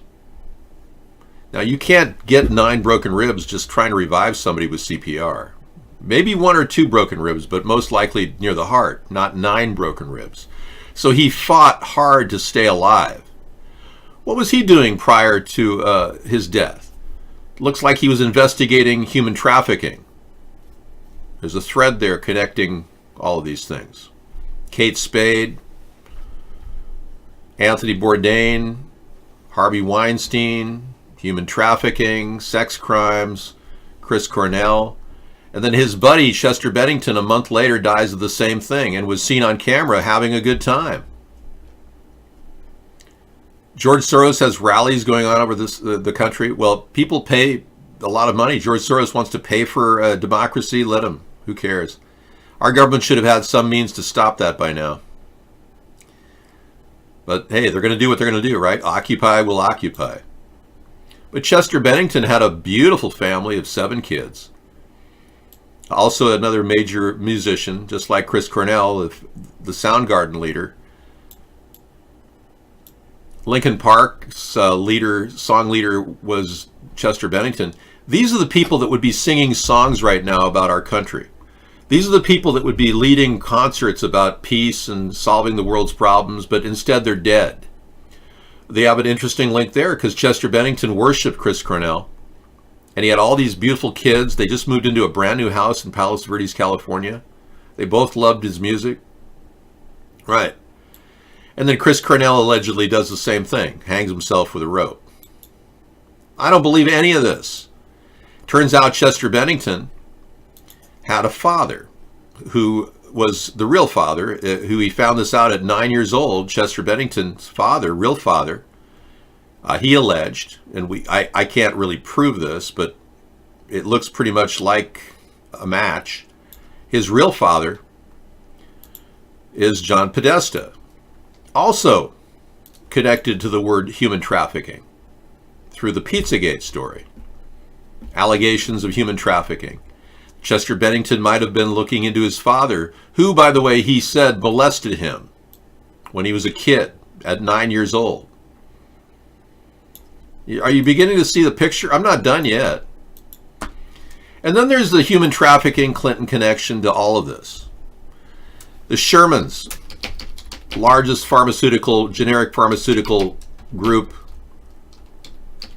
in Canada, and if not the world, $3 billion worth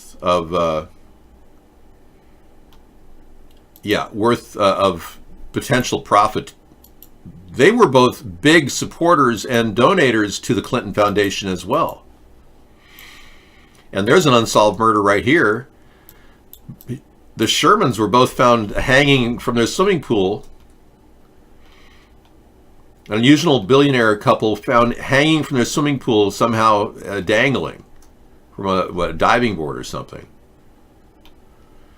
No one knows who did it or why, but everyone has a theory. The scene of the crime, a 12,000 square foot mansion.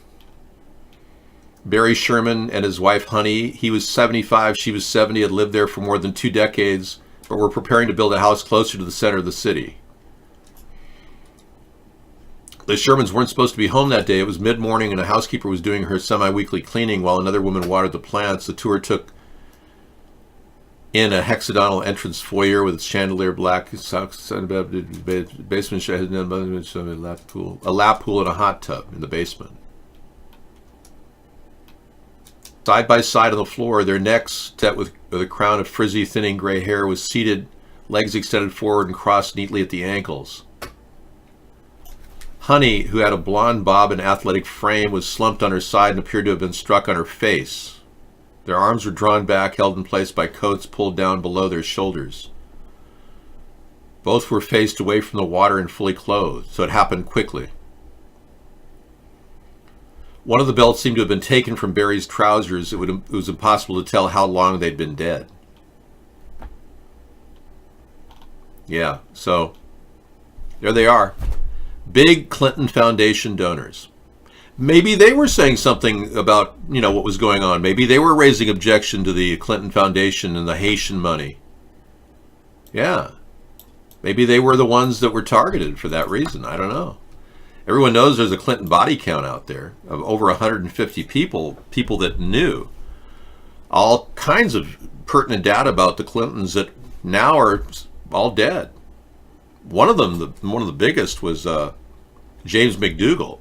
He was going to testify within an hour of testifying in the Whitewater case, and he was one of the kingpins in this case. Within an hour of testifying, he was found dead in his cell from a heart attack. Kind of like Paul Manafort now is suffering from heart problems and is in the hospital. A guy who's got critical information that could damage the president. Yeah. So all of this points to unbelievable suspicious activity. Yet we're not allowed to look into any of this. And the truth is, our government's not even investigating any of this. Now, according to the British list of Jeffrey Epstein's clients, 301 British associates included Mick Jagger and Tony Blair in the little black book found by the FBI. Thanks for that link. Yeah, the Clinton body count is infamous, but did you know that the lady that created the Clinton body count also died of a mysterious death? And that if you Google the Clinton body count, it'll be like 5 pages deep to find it now? Yeah, it's infamous among the internet people, but not a lot of people outside the internet know about it. Yeah, so apparently this little black book of Jeffrey Epstein, the pedo that probably is still out doing his dirty deeds on the island. And even, I heard John Cusack was in the list. People that you would never expect. I'm just reading through the history. Yeah, okay. I think we got a copy of that the other day. Tekwala gave us a copy of that. Yes, Epstein was an Ashkenazi, and he's very much so. In fact, he doesn't even look Jewish. A lot of people say Jeffrey Epstein's straight nose looks more Germanic. But, yeah. These types of questions are not only argumentative, but directed in a manner to embarrass them. He was seen live at his little St. James Island, actually, or not little, but St. James Island, overlooking his property right after Hurricane Dorian happened. I know. The problem is, he was seen alive 20 days after he died. What can I say? It lives. The photograph of his deceased body was the only person who found it. The truth is, the only person who ID'd him was his brother Mark. And you can clearly see his dead body is not him. This person here has a hooked nose, whereas Jeffrey Epstein's nose is more like straight, kind of like mine a little bit. And the ears don't match either. So the only person who ID'd him was Mark Epstein, the guy who inherited $778 million, who could easily be funneling money to Jeffrey right now on the side. We wouldn't even know it, through some shell organization or some Cayman Island account. So Jeffrey could be fully backed with money right now and still be molesting children and putting people at risk by setting up meetings between rich, powerful people and 15-year-old little girls. Yeah. So what happened to Prince Edward, who claims that he was a dupe in this whole thing? That might be more true than anything. Prince Edward might have been duped by this whole group of Mossad agents. You never know. We know that Jeffrey Epstein worked for Mossad, and we know that he was protected, according to Labor Secretary Acosta, the former Labor Secretary. When he gave him a light sentence, he gave him a light sentence because the FBI said to back off of Jeffrey Epstein because he's in intelligence, quote unquote. You're about to burn some and smoke some trees? Okay. Well, it happens. It'd be great if you could use that for fire and get some use out of it. But burning things unnecessarily is something I have to do twice a year. I have a brush situation. I'm trying to figure out how to compost. I pretty much done the only couple burns I needed to do in the year. I don't like to burn anything, but what do you got to do? You know, I don't eat a lot of pasta. To this coming up Thursday, I'm making tuna. Why you would smoke pot when you have all these tools to vape things now in recreational states from my Y2K supply. Yeah, I'm going to have to get to it eventually.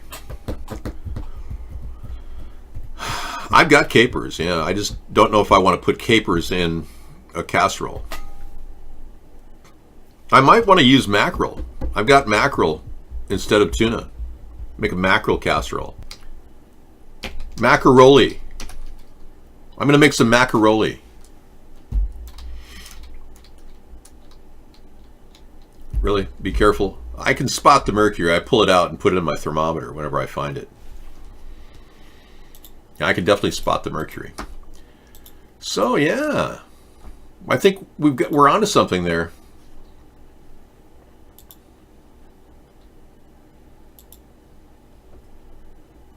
So Comey has admitted significant errors, but I think Comey's complicit in this whole thing.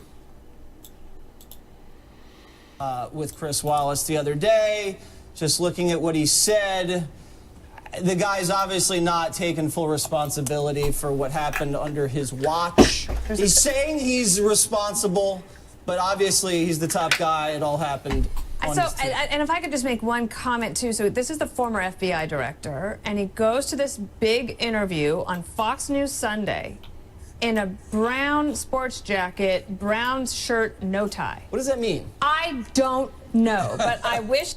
He's ready to party, Mr. Cool. It's like he was going to the Playboy Bunny Mansion, but Hugh Hefner died and no one's there.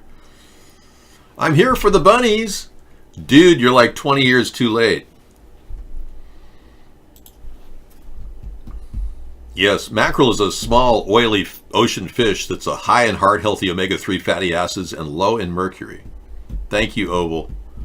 We'll make it a macaroni. I'm making a macaroni coming up. Yeah. It's kind of like a tuna casserole, but it's macaroni. Well, when you're out there, you know, doing some fishing, taking care of some business, feeding the fish, you know, when you're outside of Staten Island, sometimes you run into a run of bluefish and mackerel. Yeah. So we're going to make a little macaroni, okay?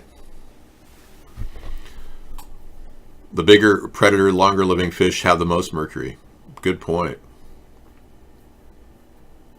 Well, I don't think he was a piece of crap. I think Comey's a deep state player like Donald Trump. He's working for the same guy. That's why Comey pretty much got Donald Trump the win on the election. If Comey hadn't said that Hillary Clinton was under criminal investigation 11 days before the election, I'm absolutely positive Trump would not have won the election. So he really made the election switch to Donald Trump. I think he's working for the deep state. I think Comey might even be implicated in the cover-up of the Whitewater files. His reign of terror on this government dates back to the Oklahoma City bombing. There's some issues that just don't add up. It turns out the Oklahoma City bombing was the epicenter of that bombing was, in fact, the Whitewater files. They were in a repository at the FBI in that location at the epicenter of that bombing. So we never really did find out why the Oklahoma City bombing occurred other than Terry Nichols and... Well, Terry Nichols would know. Yeah, Timothy McVeigh was executed, but Terry Nichols is still alive. Now, here's the catch. Terry Nichols has got a standing gag order. No one can talk to him. No one can actually talk to Terry Nichols. Isn't that interesting? We were able to talk to Charles Manson, but we can't talk to Terry Nichols? He's not the only one you can't talk to. There's a lot of people that press can't reach. Yeah, nobody can talk to this guy. Not one person is allowed to interview this guy. There's another guy that nobody's allowed to interview.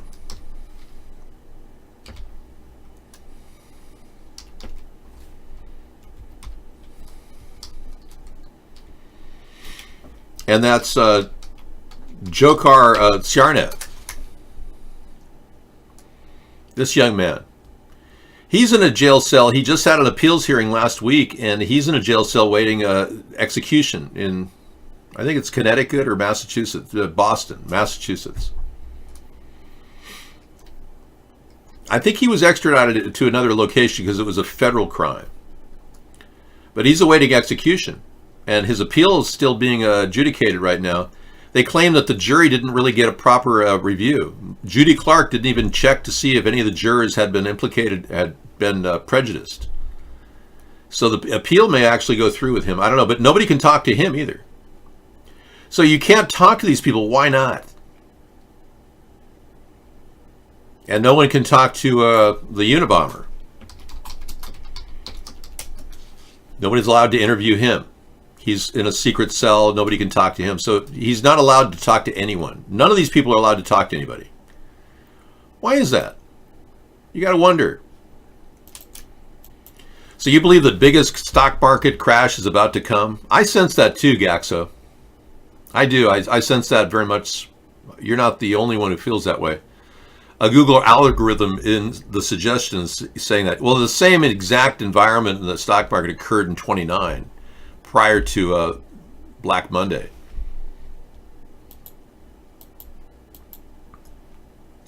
Cilantro helps with the mercury, really? Okay, well, yeah, fish don't normally eat cilantro. I heard that skipjack is got much less mercury than albacore. Bigger fish, more mercury, albacore being the bigger survivors that last longer.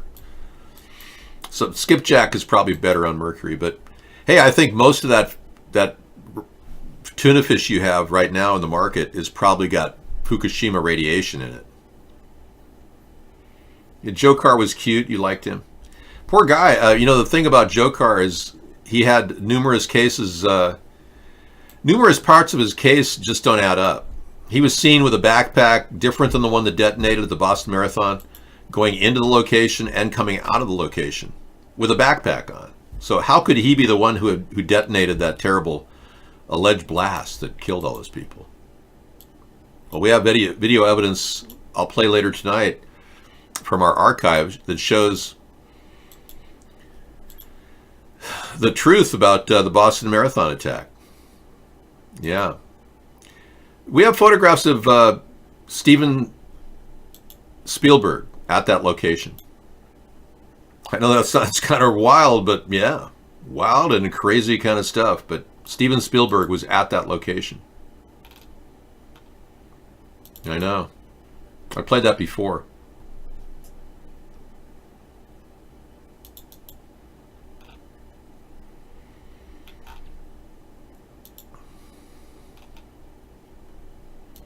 I'll just play a tidbit of it right now.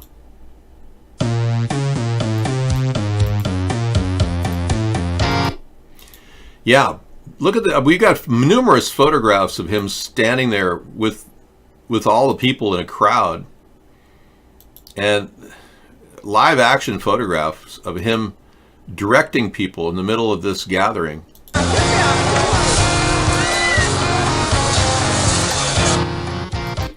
But also, I'll play that for you later tonight. Why would Steven Spielberg be at the Boston Marathon attack?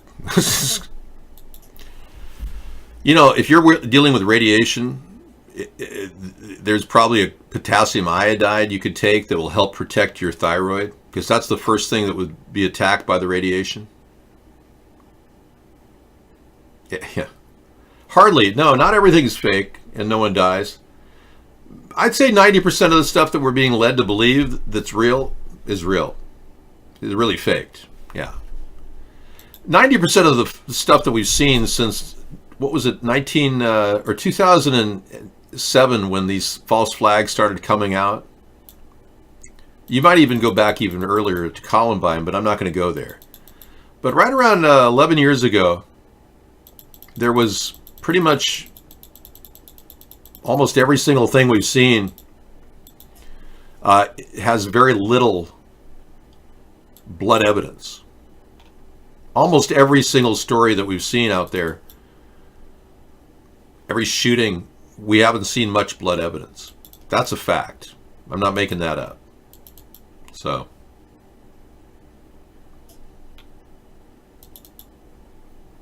there are things that we just want to see more of, that we would like to see more of. And unfortunately, we don't get a chance to see that stuff because there is no blood evidence. There's nothing hardly at all. I was saying this earlier that, we've got more evidence of aliens. Here's an actual photograph of an alien, but hardly any bodies have been seen from any of these events. No autopsy reports in almost all of them. I mean, you people are so dumb, you'll probably believe that I'm Balak, the Star Trek, demon that's here to take over the world. Yeah, I mean, you're probably that out of it that you would believe that. And there's no reason to believe that. I don't even look like Balak. How dare you say these things? I'm just an average person.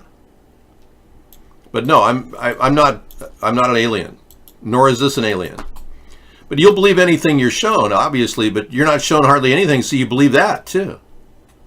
Well, I don't know about.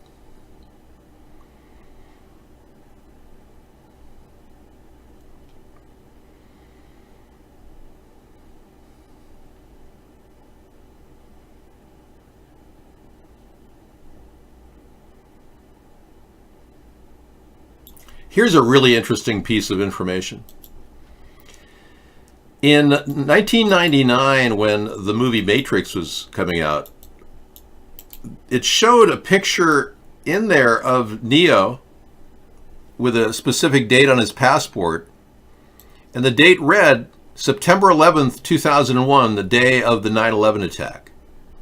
How would they possibly have known to put that date there in a movie that was made in 1999? Unless maybe 9/11 was an inside job and a cover-up, and maybe they knew full well they needed to, kind of telegraph and foreshadow what they were planning on doing. That anomaly is real. Yeah.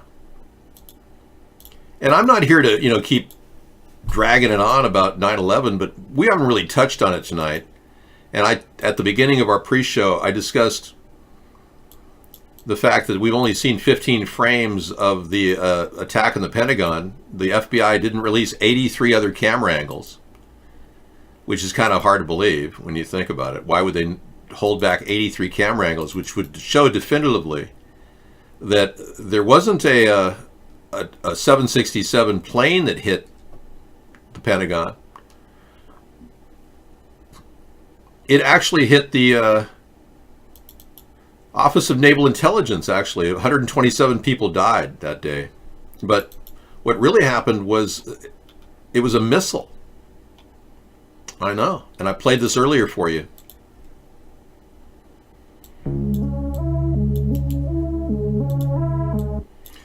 Now you look at the actual penetration of the screen. I'm going to zoom in on this white streak on the right here.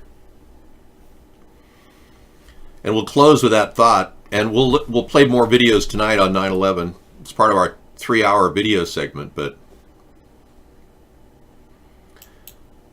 all right, but you take a look at this one little clip that this is all the FBI released, and it clearly shows the tip of a missile right here.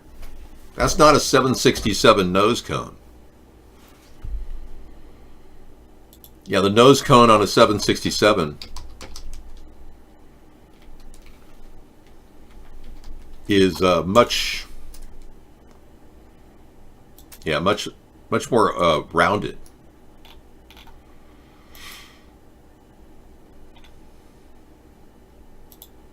Here's the rounded part of a nose cone. So when you put this up there and then try to somehow mat it in there, sorry, that's not a 767. That's a Tomahawk missile. So that alone makes you wonder, why is the government lying to us about a missile hitting the Pentagon? Because if we start to unravel the story with that, you begin to unravel the story about Building 7 wasn't even hit, and it still fell down. That doesn't make any sense. And countless architects and engineers for 9/11 have said and written testimony to this fact that there's no way Building 7 could have been taken down with a structural fire. It's impossible. So all these questions remain. And let's not forget Building 6 in the World Trade Center, which nobody ever talks about. And when you look at Building 6, it looks like the Oklahoma City bombing. Yet the 9/11 Commission report refused to acknowledge the idea that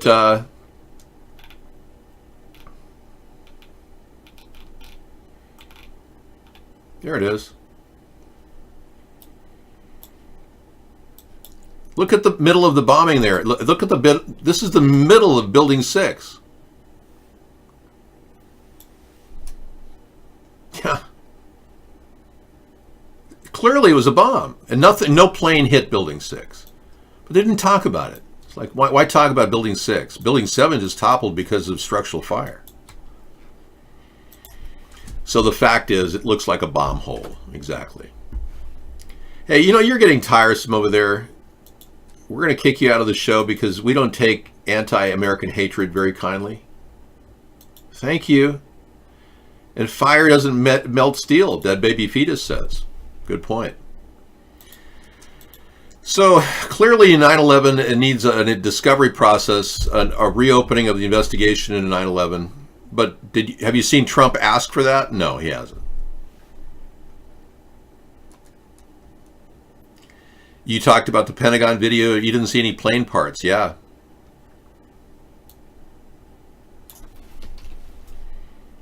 Okay, you want me to know about Stacey Abrams?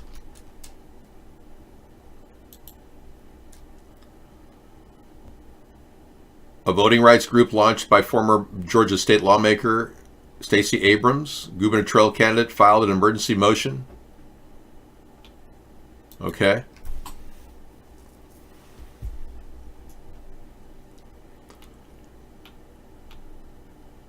To stop Georgia voting roll purge. Wow. So I don't really know what I think about her right now.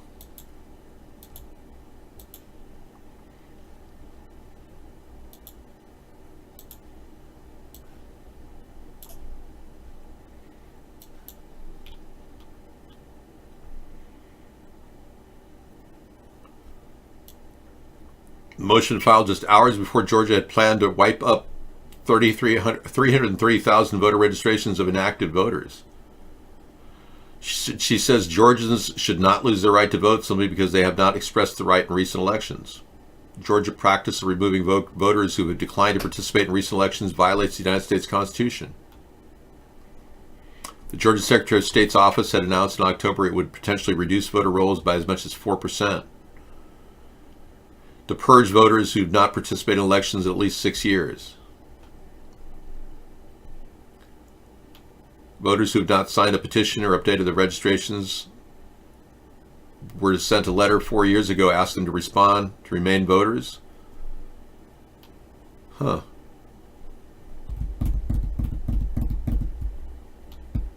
She thinks Georgia could purge up to 534,000 voters.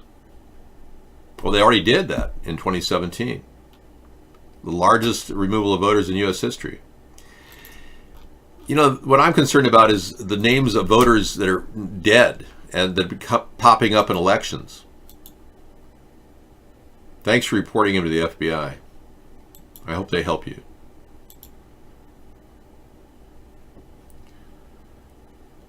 Okay.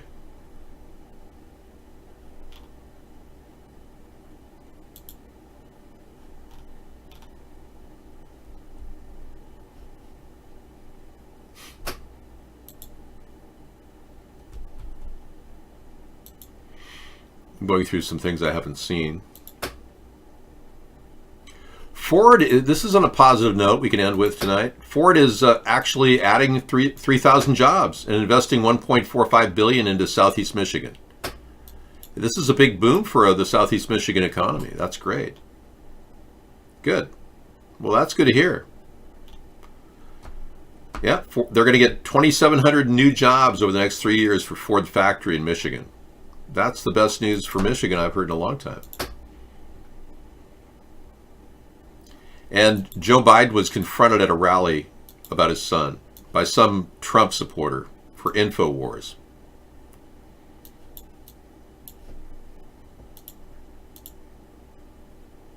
has poisoned our soul. He fans the flames of hate.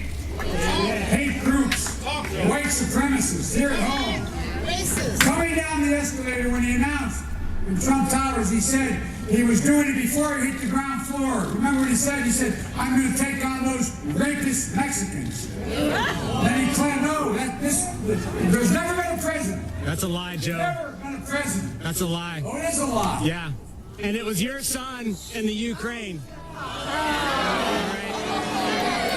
No, actually, Donald Trump did talk about the rapist Mexicans he was going to take down. Joe's right. And this guy at InfoWars is confronting Joe in a big, huge rally here.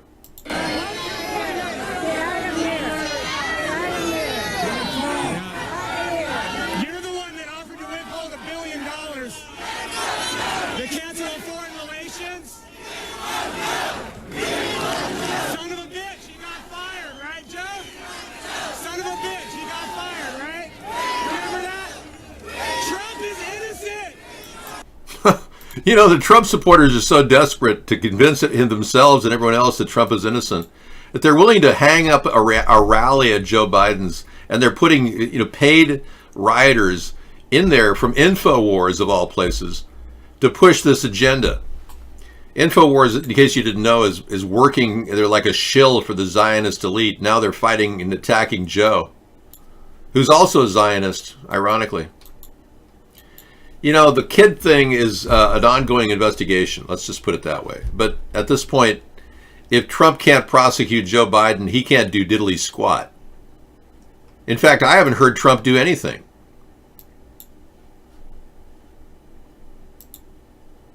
A Madisonville woman accused of voting twice in last November's election tonight strongly denies committing voter fraud. The I-Team first reported this story yesterday, and 9 on Your Side reporter Tom McKee is live now with her reaction. It's a story you'll see only on 9. Tom? Well, Carol, Democrat Meloise Richardson has worked at Hamilton County polling places since 1988. She's also registered thousands of people to vote, most of them for President Obama. But this report suggests she may have gone too far, and she's going to have to appear before the Hamilton County Board of Elections to explain her actions. She wasn't aware of that until I told her today, and she vows to fight.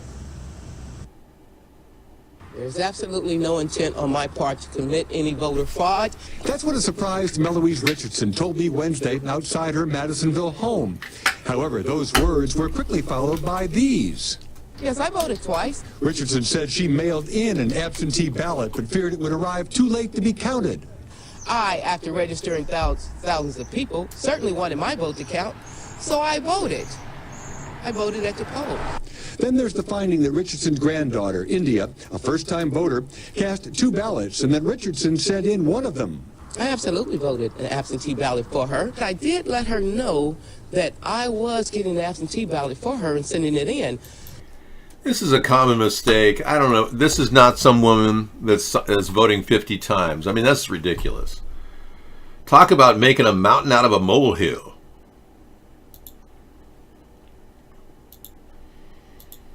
And I guess we started the show with this little bit of news from the Pope. Pope Francis has abolished the pontifical secret used in clergy's sex abuse cases. It's a big move in the direction toward actually prosecuting pedophilia in the church. This whole thing, pontifical secret, was used to protect confidentiality of pedophiles and silence victims and keep law enforcement from investigating crimes.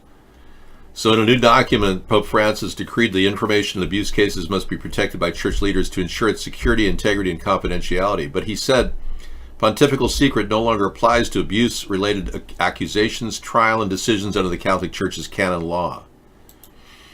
Francis also raised from 14 to 18 the cutoff age below which the Vatican considers pornographic images to be child pornography.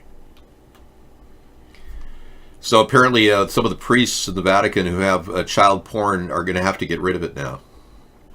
I can't believe this even came up.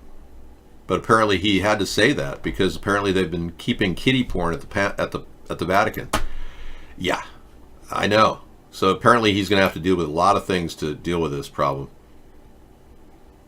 Okay. Pelosi went on record today talking about, and to recap, talking about her, she claimed that she's been practicing medicine. Yeah.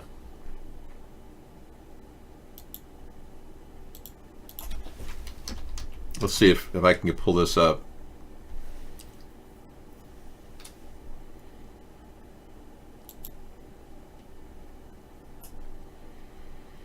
No, I'm going to have to look for it over here.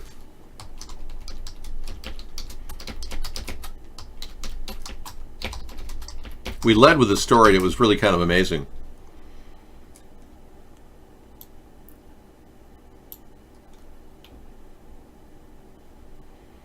Yeah, 5 days ago, Pelosi couldn't make any sense. Here she is, 0 cents while answering impeachment charges. It's really weird. I almost think that she should be impeached before we could impeach Donald Trump.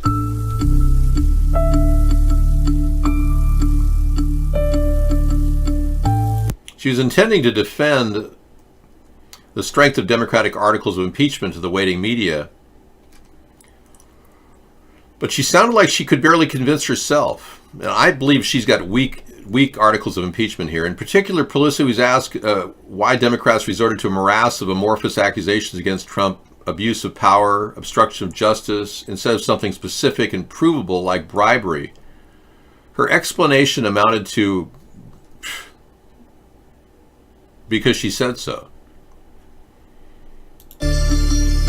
Not her exact words, of course. What she actually said was enough to make the curious wonder what was really in the water glass she kept sipping. You yourself accused him of bribery. Why did you decide not to make bribery one of the articles of impeachment? I myself am not a lawyer. Sometimes I act like one. Not as often as I act as a doctor. I practice medicine on the side without benefit of diploma, too. This is a decision that was recommended by our working together with our committee chairs, our attorneys, and the rest. So she says she's not an attorney, so she's not practicing law, but she does practice medicine without a degree. Really? So she wants to be charged with illegally practicing medicine? Is she handing out Quaaludes or like Valium to people? I mean, what's going on? Yeah. Working together with our committee chairs, our attorneys. Sometimes I act like one. Not as often as I act as a doctor. I practice medicine on the side without benefit of diploma, too.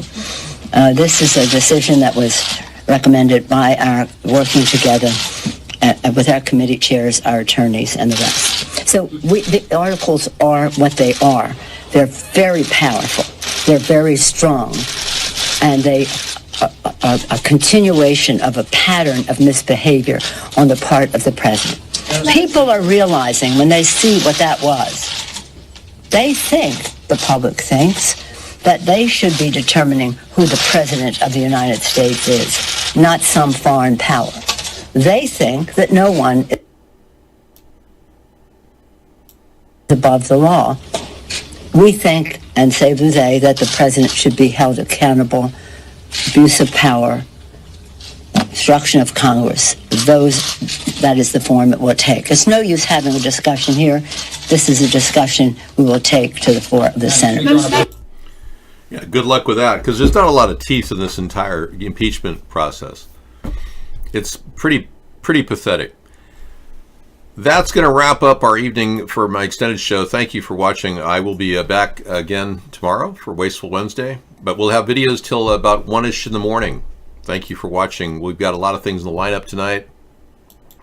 We're going to take a look at pollution over California in the form of chemtrails. Things just don't look right. They claim there's no precipitation, but it's covered with this glaze of chemicals. We got the dancing video. Really? I pulled that out of the lineup because you requested it. Instead, I'd rather go to the background of the Earth and the big question, what have we done?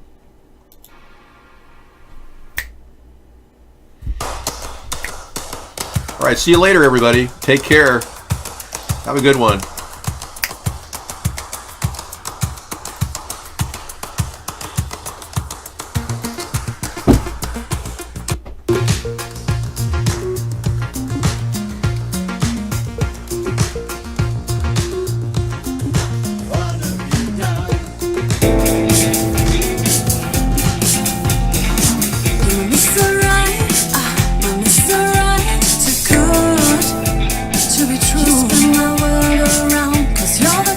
peace I find. Sir, according to the police department's probable cause You affidavit, sweep me off my feet, my heart stops to beat. Cause you make me melt away. My Mr. Right, too good. Just turn my world around. Cause you're the peace I find. If you sweep me off my feet, my heart stops to beat. Cause you make me melt away.